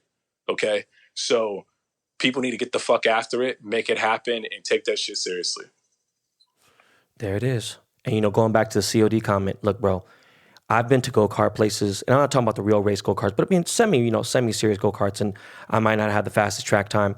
And then, we play video games and we play, any kind of GP racing game and Formula One racing game, and I might have, maybe the third best score here and there. And I'm like, all right, cool, whatever. Then we get into a real car, and we get on a road where it's unpredictable because you never know. If you're doing 155 and someone's doing 65 and there's slight congestion here and there, you got to figure out, okay, what if a cat runs in the middle of the street? What if this motherfucker breaks? What if you make that, you try to Swiss cheese through this traffic and someone else is making a turn when you're coming in? You're talking about microseconds of reaction time, right? All of a sudden, why the fuck is Ben whooping everyone's ass on the road? Because I do it when it matters. Do you feel me in the Yeah. real life? I'm sure there's got to be Green Berets who might not be great in COD and they might love it, but I'm just I saying get my there might be ass someone whooped by else. like 10-year-olds, Yeah. man. I'm just like, You know what I'm saying? motherfucker. You know what I'm getting at. Yo, the final question, and as you know, you should know because I know you've listened to a few Definitely know episodes at least. what the question is. Yeah. Is there any questions you have for me? Or is there a question you'd like to ask me? It's two-part real quick. Number one, my brother knew I was going to be on this. And I heard you talk about it before. I actually sent him a couple portions when you talked about it on the episode. Takayo Organica, he was part of the team that helped build that up or whatever. He's no longer with them. However, he just wanted to ask, like, what were your thoughts on the brand and whatnot. Because I follow you as a huge foodie. Before in that comment when I asked you that question, like I've been following you for a while, man. Like back when you had the blog and you were talking about Mario's, I went out there and checked that shit forever ago, right? Oh my God, bro. Like It's I amazing. loved it. Peruvian gangster, right? But I mean, I've been to 15 different Peruvian restaurants in LA, and just no one's lomo saltado can be that. You feel me? Like it's just not going to. But go on, so Tokaya, let's go on to Tokaya. Yeah, so okay. So his big thing is like, what did you think about that? He's been trying to get me the whole vegan thing. He's been converting restaurants into fast casual and AAA restaurants and all that shit like this. So what? This is my opinion on Tokaya. Uh-huh. Okay, as a person who I feel like, look, man, I'm culturally very diverse. I think in some ways I'm much more closer to the Latin community than I am with the Korean American community. Yeah. It's crazy. There's a lot of things I know about Korean food because of my mom being a chef, but as far as when it comes to Mexican food, I was raised on it. And when I say raised on it, I had a nanny who was Mexican from Yucatan, and shit like that. And my first language was Spanish. It wasn't English. It wasn't Korean. And just certain things I grew up on, and her making tortillas, from scratch, and just the way I ate food, and being able to be blessed to go to, whether it be a taco truck, and why certain taco trucks are better, why certain carne asada tastes different, why certain places in San Diego, why their food, Mexican food, could be better in general than even some of the best parts of LA. You got to go to some parts in the hood. There's certain things. You got to have manteca, that real fat shit in the refried beans to have it. There's Tex-Mex, there's this. When you get Tokaya, what the beautiful thing about it is this, okay? You're getting chef level food that's Mexican. It's not cheap at all, because you think about 3 people eating there, it could be $100. And you're talking about it, someone that might think, oh, this is a modernized Chipotle. Okay, cool. But understand this. Chipotle, when they decided to add sofritas, their vegan, things to that, it changed dude, it added like 20% to their thing. If In-N-Out decided to fucking bring a vegan fucking patty, bro, you don't want to know. They already have an insane brand. They don't have to go to New York. They don't have to.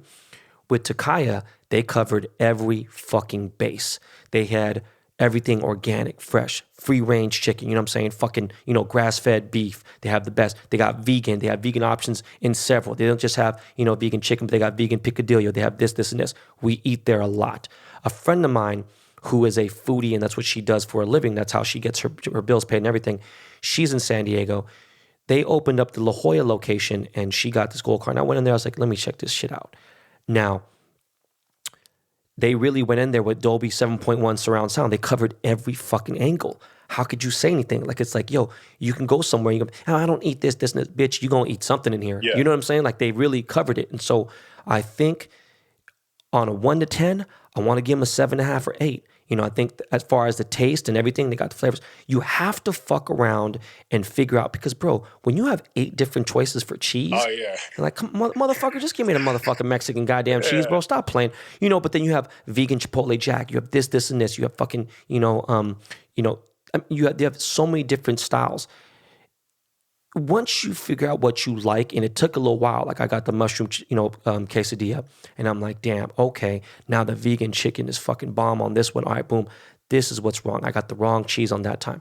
Now, when you go in there also to Tokaya, you start to realize that, there's people now who are like, okay, well, I'm gluten-free, and I'm also vegan, and this, and I was like, oh, motherfucker, you extra fucking difficult now. But, you realize they have like, cauliflower rice, and they also have tortillas made out of certain things. So it's really like, they really do cater to a lot of things. And my wife has allergies now, and she doesn't realize, and it's one of her favorite fucking places to go to. It's just, again, I can sit down at Casa Vega, which is one of my favorite Mexican restaurants in all of the country, and have a sit-down meal. It's also one of Kim Kardashian's favorite places. It's a great place to eat. Now I'm sitting down, getting served. I'm having 2 fucking delicious fucking chicken quesadillas, maybe some lobster enchiladas, okay? Having, everything you could think of. And my bill is going to be the same price as Tokaya is. That just lets you know that, 1, their marketing's on point. 2, healthy food's not cheap. You know what I'm saying? Good food isn't. So it's like a fucked up situation. Yeah. Like, I can go to a real restaurant. Again, I'm going to get the more authentic feeling. They're not trying to get you to feel like you're eating at an authentic Mexican restaurant. That's not it at all. It's obviously modern.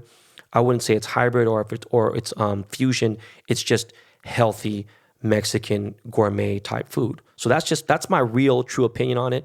I can't say I love it. I Yeah. like it a lot. Well, There's nothing I hate about that place. That's dope. Like like I said, like he helped build out that whole entire company from the day one, like with Tosh and them. So he's no longer with them, but he's been transferred. He's been like pretty much like he's got his own thing now where it's like detail architect or something like that, where he's specifically moving everyone that's right now this whole coronavirus stuff straight to that type of concept, fast casual. That's the future, bro. And he's literally been, like, it is the future. And, you know, I told him, I was like, you know, I wonder what his actual like true thoughts on it, because he was instrumental in like a lot of that shit. So I'm sure he'll be happy to hear that. And what, real quick, my last thing was, you know, everyone wants to ask me, you know, ask everyone the questions about all this other stuff. But my thing is right now, because of Rona and everything, how are you doing mentally?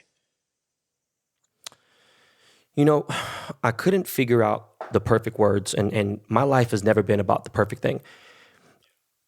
Instagram is something where people look and be like, all right, boom, let me go to this Instagram page and see this. And like, you know, you can delete a picture, you can archive certain things. If this picture didn't get enough likes, you know, you people leave up whatever. If someone went to my fucking page and tried to figure out what's going on Instagram, I say it all the time, you wouldn't know fucking something about me. You know that I was a jeweler, and you know that I was a father. You're not going to know shit about me because I don't ever show my home. I don't really talk about, you know, there's things I don't. Yeah. Me and my wife finally, you know, I had her on my show, and, you know, she was so requested. People want to know, and people are nosy, and it's fine. That's cool. Now, as far as like, when I say that, I say, you know, I don't have the perfect things to say a lot. With the podcast, I write down notes. I think about what I can say. I'm not going to go and edit a fucking show, bro. You know, I have 105 episodes where, like, you know, boom, they're just out there, and that's what it is, you know, and it's, you know, I might fuck up, I might burp, I might cuss. Miles and Jordan, they do the best they can to take some of the sound shit out. But as far as what actually comes out of my mouth is a different thing. And when I guess Michelle Obama was saying that she has fallen to a slight state of depression, and, you know, you really truly understand that, okay, money isn't everything. And then you got people, oh, it's the only thing. No, motherfucker, it's not. I was always a good father, and I was always very, very, very about being, you know, fatherhood and parenthood and everything. But, you know, I was on 118 flights last year, dog. Do you know what I'm saying? And you know, before that, I was on 60 flights the year before that. And I'm on a plane a lot, and, you know, but I'm very hands-on with my kids. It's where I really understood, like, wow, man, I missed out on a lot as much as I was involved, and more involved than I can say. And it's not a contest, but I'm saying, you know, you see motherfuckers who just ain't involved, and they just expect the kids to grow up by themselves or whatever. And it's just crazy. And it's 3 kids. It's, you know, we're outnumbered. And with seeing my son, Ryder, my middle son, who everyone thinks is my favorite, and it's just something me and him are just very alike in personality. Seeing his birthday pass on May 23rd, and every possible gift that you can give him, he got. You know, I got him an iPad. He got, you know, dollars for Roblox, his favorite game. He got, you know, clothes. He got toys. There's nothing, I can't even begin, okay? We had all the favorite foods, everything you could think of, okay? He cried like I've never seen. He goes, I'm bored. This is boring. And he just was saying it. And then finally, I really saw him lose his mind. Now, every year, we've had 30, 40 kids at his birthday party. We have some outlandish shit. His first birthday was more than most people's weddings cost. And, you know, we go hard for the birthdays. He has none of his friends come by. We didn't do the drive-by with all the kids because, again, man, it's difficult. We do it for others' friends, but with who I am, sorry to say, I don't think I'm famous or anything, but because of certain status, you know, issues and you know, being a public figure, it ain't like I really want all his fucking kids' parents to come by our house and drive, especially because the neighborhood I live in, they can't. But what I'm getting at is we have to be kind of careful. And with that said, I see how depressed he got because he can't be with his friends. And it's not good enough to do a FaceTime or so, you know, he can't be with his friends and play and do you know what I mean? It's just the family, it's just us, and we quarantine hard. So with that said, you know, I started getting kooky around a month in. And then you're like, all right, well, you know what? You know, you got a 6,000 square foot place. You got a lot of land. You got a pool. You have everything. Boom, I got a man cave. I have everything. That still isn't enough because you need human interaction. You know what I'm saying? You need to have certain things. And it's like, you know, I'm very limited about, because of my older son's conditions, his health conditions, I can't really go out and really be at my store and be wherever I need to be. So I'm really just chilling. So I have started to get depressed a little bit. And I do think you nailed it when you said you got no choice but to look at this shit. We can't sit here and, be like, oh, I'm just going to ignore this. I can't ignore anything anymore. So I'm looking at the faults. I am literally looking at cracks because there was just an earthquake, you know what I'm saying, fucking last week. And there are cracks on some of my stairs. I'm like, fuck. Now me being an OCD person, I'm seeing like, all right, well, shit. Now this bare brick is, 7 millimeters apart and the other one's 32 millimeters. Okay, I need to figure this out. Boom. And I start getting a little mental. And then I realize how much is wrong. That doesn't matter. It's so fucking it's so not important. And you think about, all right, let me think about what is important. Okay, the fact that you got fucking, black people getting killed. And it's not that it's new. Again, it's the fact that it's just being videotaped now. And you have all this shit going on. And it's just so much to, where the fuck do you begin? Do you know? Whether it's, if it's even good things, you're at a buffet. You're at a fucking 5-star buffet. And you're like, damn, all right, dog, am I going to hit these crab legs? Am I going to hit this pizza? Am I going to hit this cream food? What the fuck am I going to hit first? And it becomes like, oh, man. Then you end up getting fucking full on fucking mashed potatoes and you fuck up your whole shit. Like, oh, fuck. And you get sick. I wish that was the issue. It's the buffet of shit. I'm looking at a buffet of fucking, all right, well, we still ain't arrested the fucking police who killed Breonna Taylor. We got fucking this shit going on. We got people out here not wearing fucking masks and rioting. Then you got people saying, fuck this, I don't give a fuck, we gonna riot, blah, blah. All right, look, dog, you are doing it for the right cause. Guess what, man? The timing is fucking terrible. There's no other better timing. There's nothing else you can fucking do. It has to be now. All right, dog, cool. So now everyone's gonna get COVID from that situation. Then it's like, oh, we don't give a fuck about this. Then you got people like, oh, this shit's a joke, it's a hoax. There's so much shit piled up, and then you got the fucking election. Bro, how can I not be depressed? How can I not have anxiety? How can I not feel like, yo, this is fucked up? How can I not feel like, look, man, it's one thing to give to the Red Cross, it's one thing to give Black Lives Matter and everything else, and then you got the people who are like, oh man, Black Lives Matter is funding this shit, and it's just like, oh my God, bro, when does it stop? It's not ever. So, where I have found some peace is I have 2 nieces who are graduating. I'm giving them money, more money than I would ever, because they missed their prom. And be like, oh, boo-hoo, blah, blah. Listen, I don't give a fuck what everyone else is fucking going through. This is something directly tied to me. It's important to me. And you know what? Whether it's not important to you, if everyone minded their own business, took care of their own direct responsibilities, this world would be a fucking far different place. Now, with that said, people are like, oh, I'm going to go fucking help the people in Haiti right now. We're going to do this.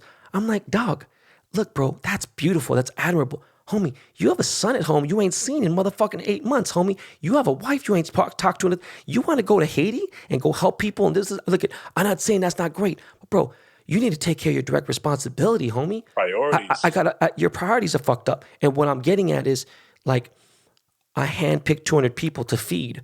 And I figured, look, man, I gave this one girl $200. You know what she did, bro? She went and bought some Gucci slides. She didn't use it for what she said. She was going to use it for a formula, everything else, boom, whatever.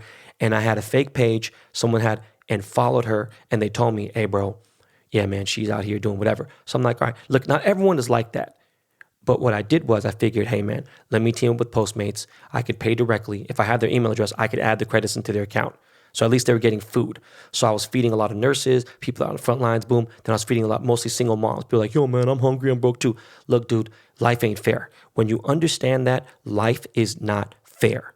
So if I'm picking 200 fucking people, if I want to pick up fucking 200 people to feed and all of them got big titties and big asses, bro, that's my fucking prerogative. That's my choice, man. No one can say shit to it. Everyone's going to say something from anything. No one's going to be happy, whatever the fuck it may be. You're going to find something to complain about.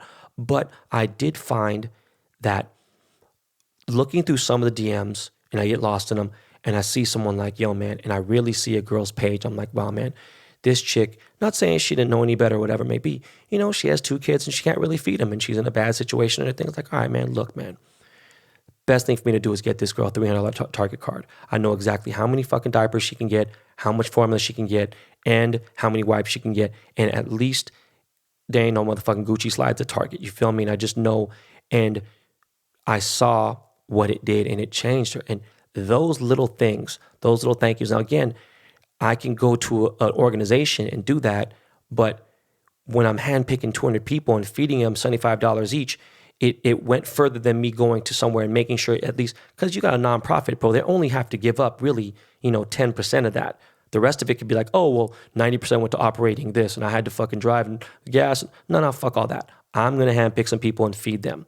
And with that said, it was therapy for me to see these people happy and do that. And, you know, one charity that I found was this place called, it was this charity called 100 Black Men of Atlanta. And it was just, you know, young black kids, whether they be 9, 10, 12, 13, after school, like, you know, they might not have both parents, whatever the fuck it may be. It could be some stereotypical shit. But what they were doing was grooming these kids to be great black men and grow up and have extracurricular activities and, you know, learn a different, you know, trade, you know, whether it be a language or something, you know, have a different skill set. And I was like, you know what, bro, I'm going to put some money in here. You know what I'm saying? So, you know, I donated, you know, 5 Gs to that organization, then donated, you know, some money to the bailout. And I just felt like, you know what, man, I did a lot of shit quietly, talk about it on the podcast, and so be like, well, you talk about it on your podcast. You know what? Even though this is my biggest platform, there's still, if you think about how many people I have on all my social media, it's not the same. But this is really my stronger platform because any kind of misinterpretation of my life is going to be straightened out here because you're going to hear the energy in my voice. You're going to hear me speak about it in depth and as articulate as I can be.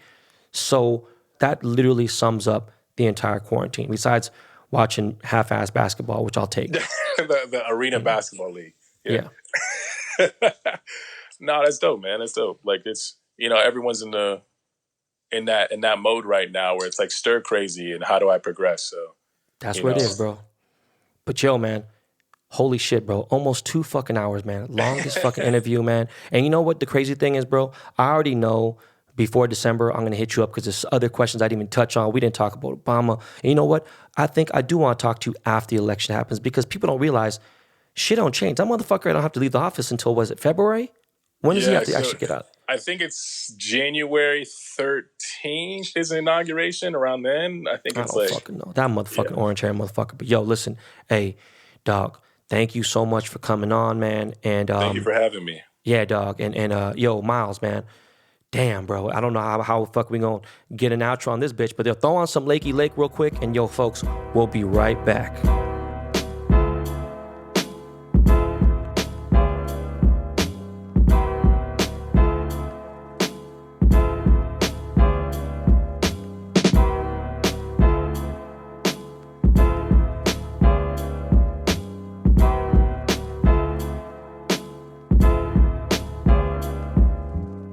Yo, man, I hope you guys enjoyed that, man. That shit could have been 3 hours. I had to cut that shit down because that motherfucker could talk, and you know he's loose with the verbs, he's eloquent, well versed, you know, articulate, the whole nine. Man, I really appreciate it. Definitely gonna have him on again after the election and all that. And I hope to link with, you know, all my listeners who are, you know, on the up and up. You know what I'm saying? I can't meet with everybody. I mean, when I say meet, I mean link with everybody, you know, but dude seems like he really got his head on together. Jerry Jones said that he's going to have fans at the Cowboys games. Yo, Jerry Jones is fucking stupid as fuck. All right. Now he's just old as shit and just dumb as fuck. Like, bro, I don't give a fuck if you're a billionaire. The NFL ain't gonna let it happen. Motherfuckers ain't gonna, the other teams, the opposing teams ain't gonna come to the fucking stadium. They're not letting you motherfuckers have fans in the fucking, I mean, I don't even know what to say. It's just the stupidest shit in the world. And then Cowboys fans think they're getting clowny. You know what, man? We'll see. I mean, we need to sign him, and I don't know what the fuck is going on. I pray to God, you know, Seahawks front office, get that shit cracking. But again, I really don't think there's going to be an NFL season because people are trying to argue that there's going to be an NCAA football season, but the Big Ten is out and so is the Pac-12. So how the fuck is there going to be a season? And on top of that, there's so many legal repercussions that could happen with having a season. It's just fucking stupid. Anyways, the NBA has announced new rules in the bubble. They're allowing 4 guests, and I'm sure it's a mix. It's going to be some family, and the people who don't have family, it's going to be some thoughts. I don't know. There's a limit, I think, or something. What they say, if it's a kid, they can't be over 36 inches tall or some shit, crazy shit like that. 32 inches tall or something, which is a young baby. So that obviously has to be accompanied by the I don't know. This is all crazy. This is nuts. But one of the rules is you have to actually know this person. I don't know how the fuck they can verify that shit. Meaning you can't just sit and slide in some girl's DMs and be like, all right, man, Instagram is so what the fuck you, I don't know if TikTok has DMs. I don't know shit about that app. Snapchat or fucking Facebook, whatever the fuck it is. You can't just start hitting, thoughts up and whatever the fuck it is. But it's going to be a trip. I don't know. Yo, Lakers got that W with Kuzma, hit that buzzer beater over my nephew Bol. And I'm going to be honest with you, that game pissed me the fuck off. Prior to that game, I don't even know who the fuck PJ Dozier was. I was calling him DJ Dozier all fucking game. And you got motherfuckers like Plumlee. Come on, man. You got the bench making us look bad, making our starters look bad. Yo, Denver is going to be a problem. They're going to be fucking crazy, and this is just a fucking, this is crazy. Kuz, he really was fired up. And, when you see Kuz on like that, man, it's a blessing. And he shot that motherfucking three for the game winner over my nephew again, Bol. And I'm not mad. If I kind of felt bad, I was like, damn, that's my fam. But you know what? I talked to Bol yesterday, and he didn't put me on his list of 4 guests. So that's too bad, so fuck him. But no, I'm just playing, man. Bol's my guy. I actually did say that to him, and he was like, man, bro, you already know you ain't coming out here with your old ass. You ain't about to leave your family. Stop fucking playing. And he's right. And obviously because of London and what's going on with London. And on top of that, London's birthday is coming up. London was born on August 24th, 2012. Obviously, if you guys have known the story, I've talked about this many times in many different areas and platforms, but London was 7 minutes away from being born on the same day as Kobe Bryant. And I was really pushing. I was like, fuck, man, come on, babe. Let's get this going, boom. And, obviously you gotta let shit happen naturally. And Kobe was born August 23rd. And it's just so crazy because he's born 8/24, and that's Kobe's numbers, right? 8/24. There's a lot of numbers in my life that are affiliated with 8 and 24. It's just kind of weird, and 42 and all that. Just those numbers, not necessarily in that exact sequence, but 24, 8, and just all kinds of weird shit. It just correlates to a lot of things in my life. But with that said, Orange County, California has now recognized 8/24, August 24th, as Kobe Day. And that's fucking dope. It's my son's birthday. So I'm fucking hyped about that. Real quick, because that interview was super long, and I didn't want to fucking, there was a lot that I've expressed in that interview, even though he did a lot of talking, which is great. I want people to do a lot of talking, and I'm glad to give him that platform, which he might not have had. I want to say a few things before we end this show, but lately, I really have been, it's not petty, it's really how I feel. I have been paying attention to so-called homies, friends who haven't clapped, at my wins, some new accolades that have happened, this year. And I have. I'm like, yo, you know what's crazy, man? I see you, there's no fine line between dick sucking and support. I see motherfuckers who I've been fucking with for 15, 10 years, whatever it may be, and I see them dick riding a new whatever and on some stupid shit.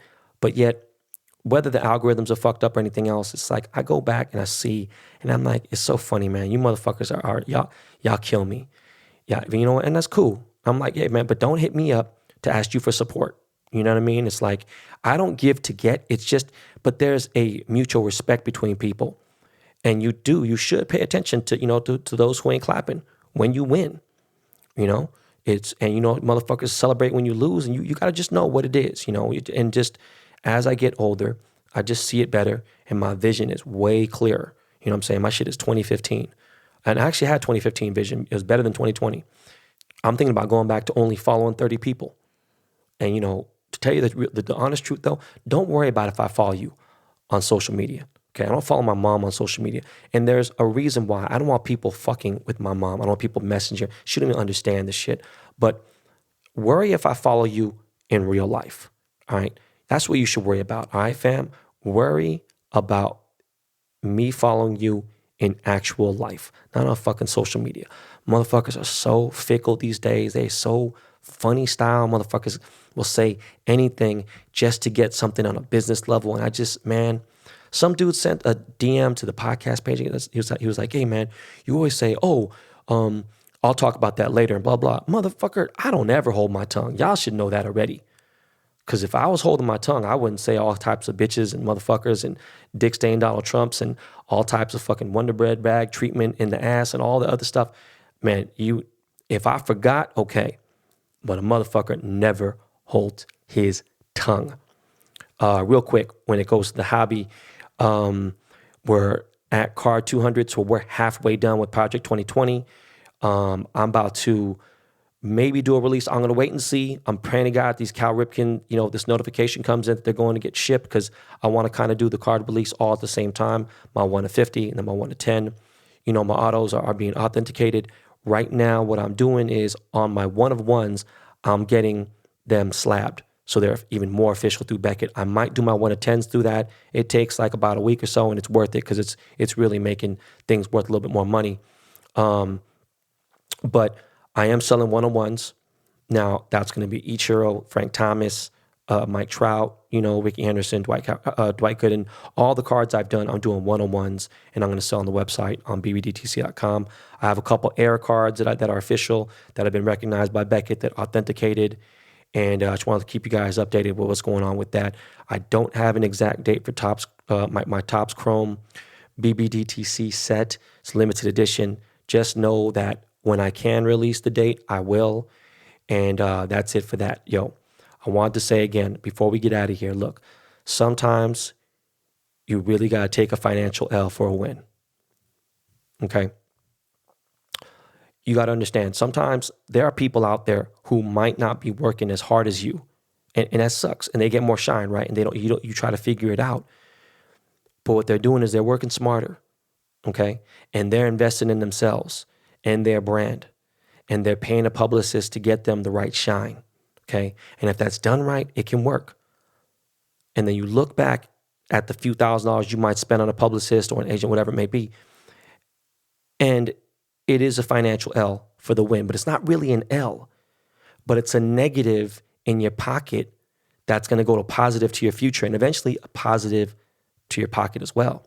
And there was so many times where I was DJing and I needed to pay rent, and I had that discipline. And like my boys would go spend New Year's Eve in Aspen, do all this other shit and everything. Like, man, Yang, come on, man, for real, you ain't gonna come with us? I'm like, bro, I need to make this money.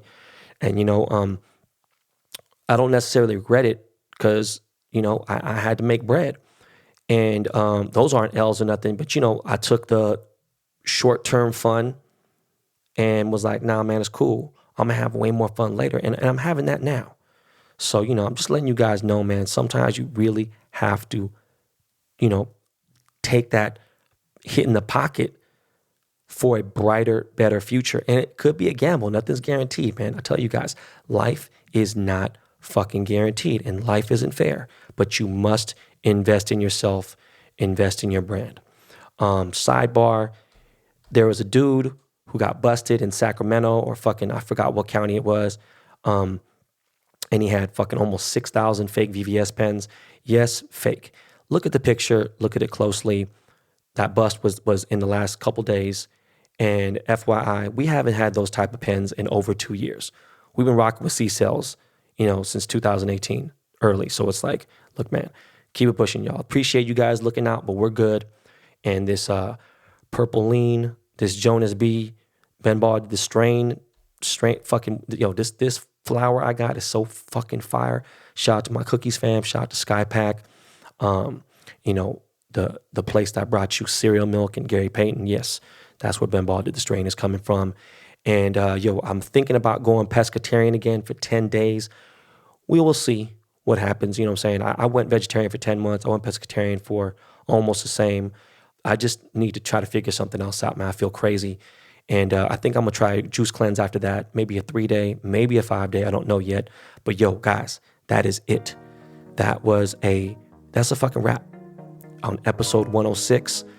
Always remember, this is not your practice life. All right, y'all. Please have a great weekend. You already know how much I appreciate everyone who listens to this show. We got some plans, and I'm hoping they go through.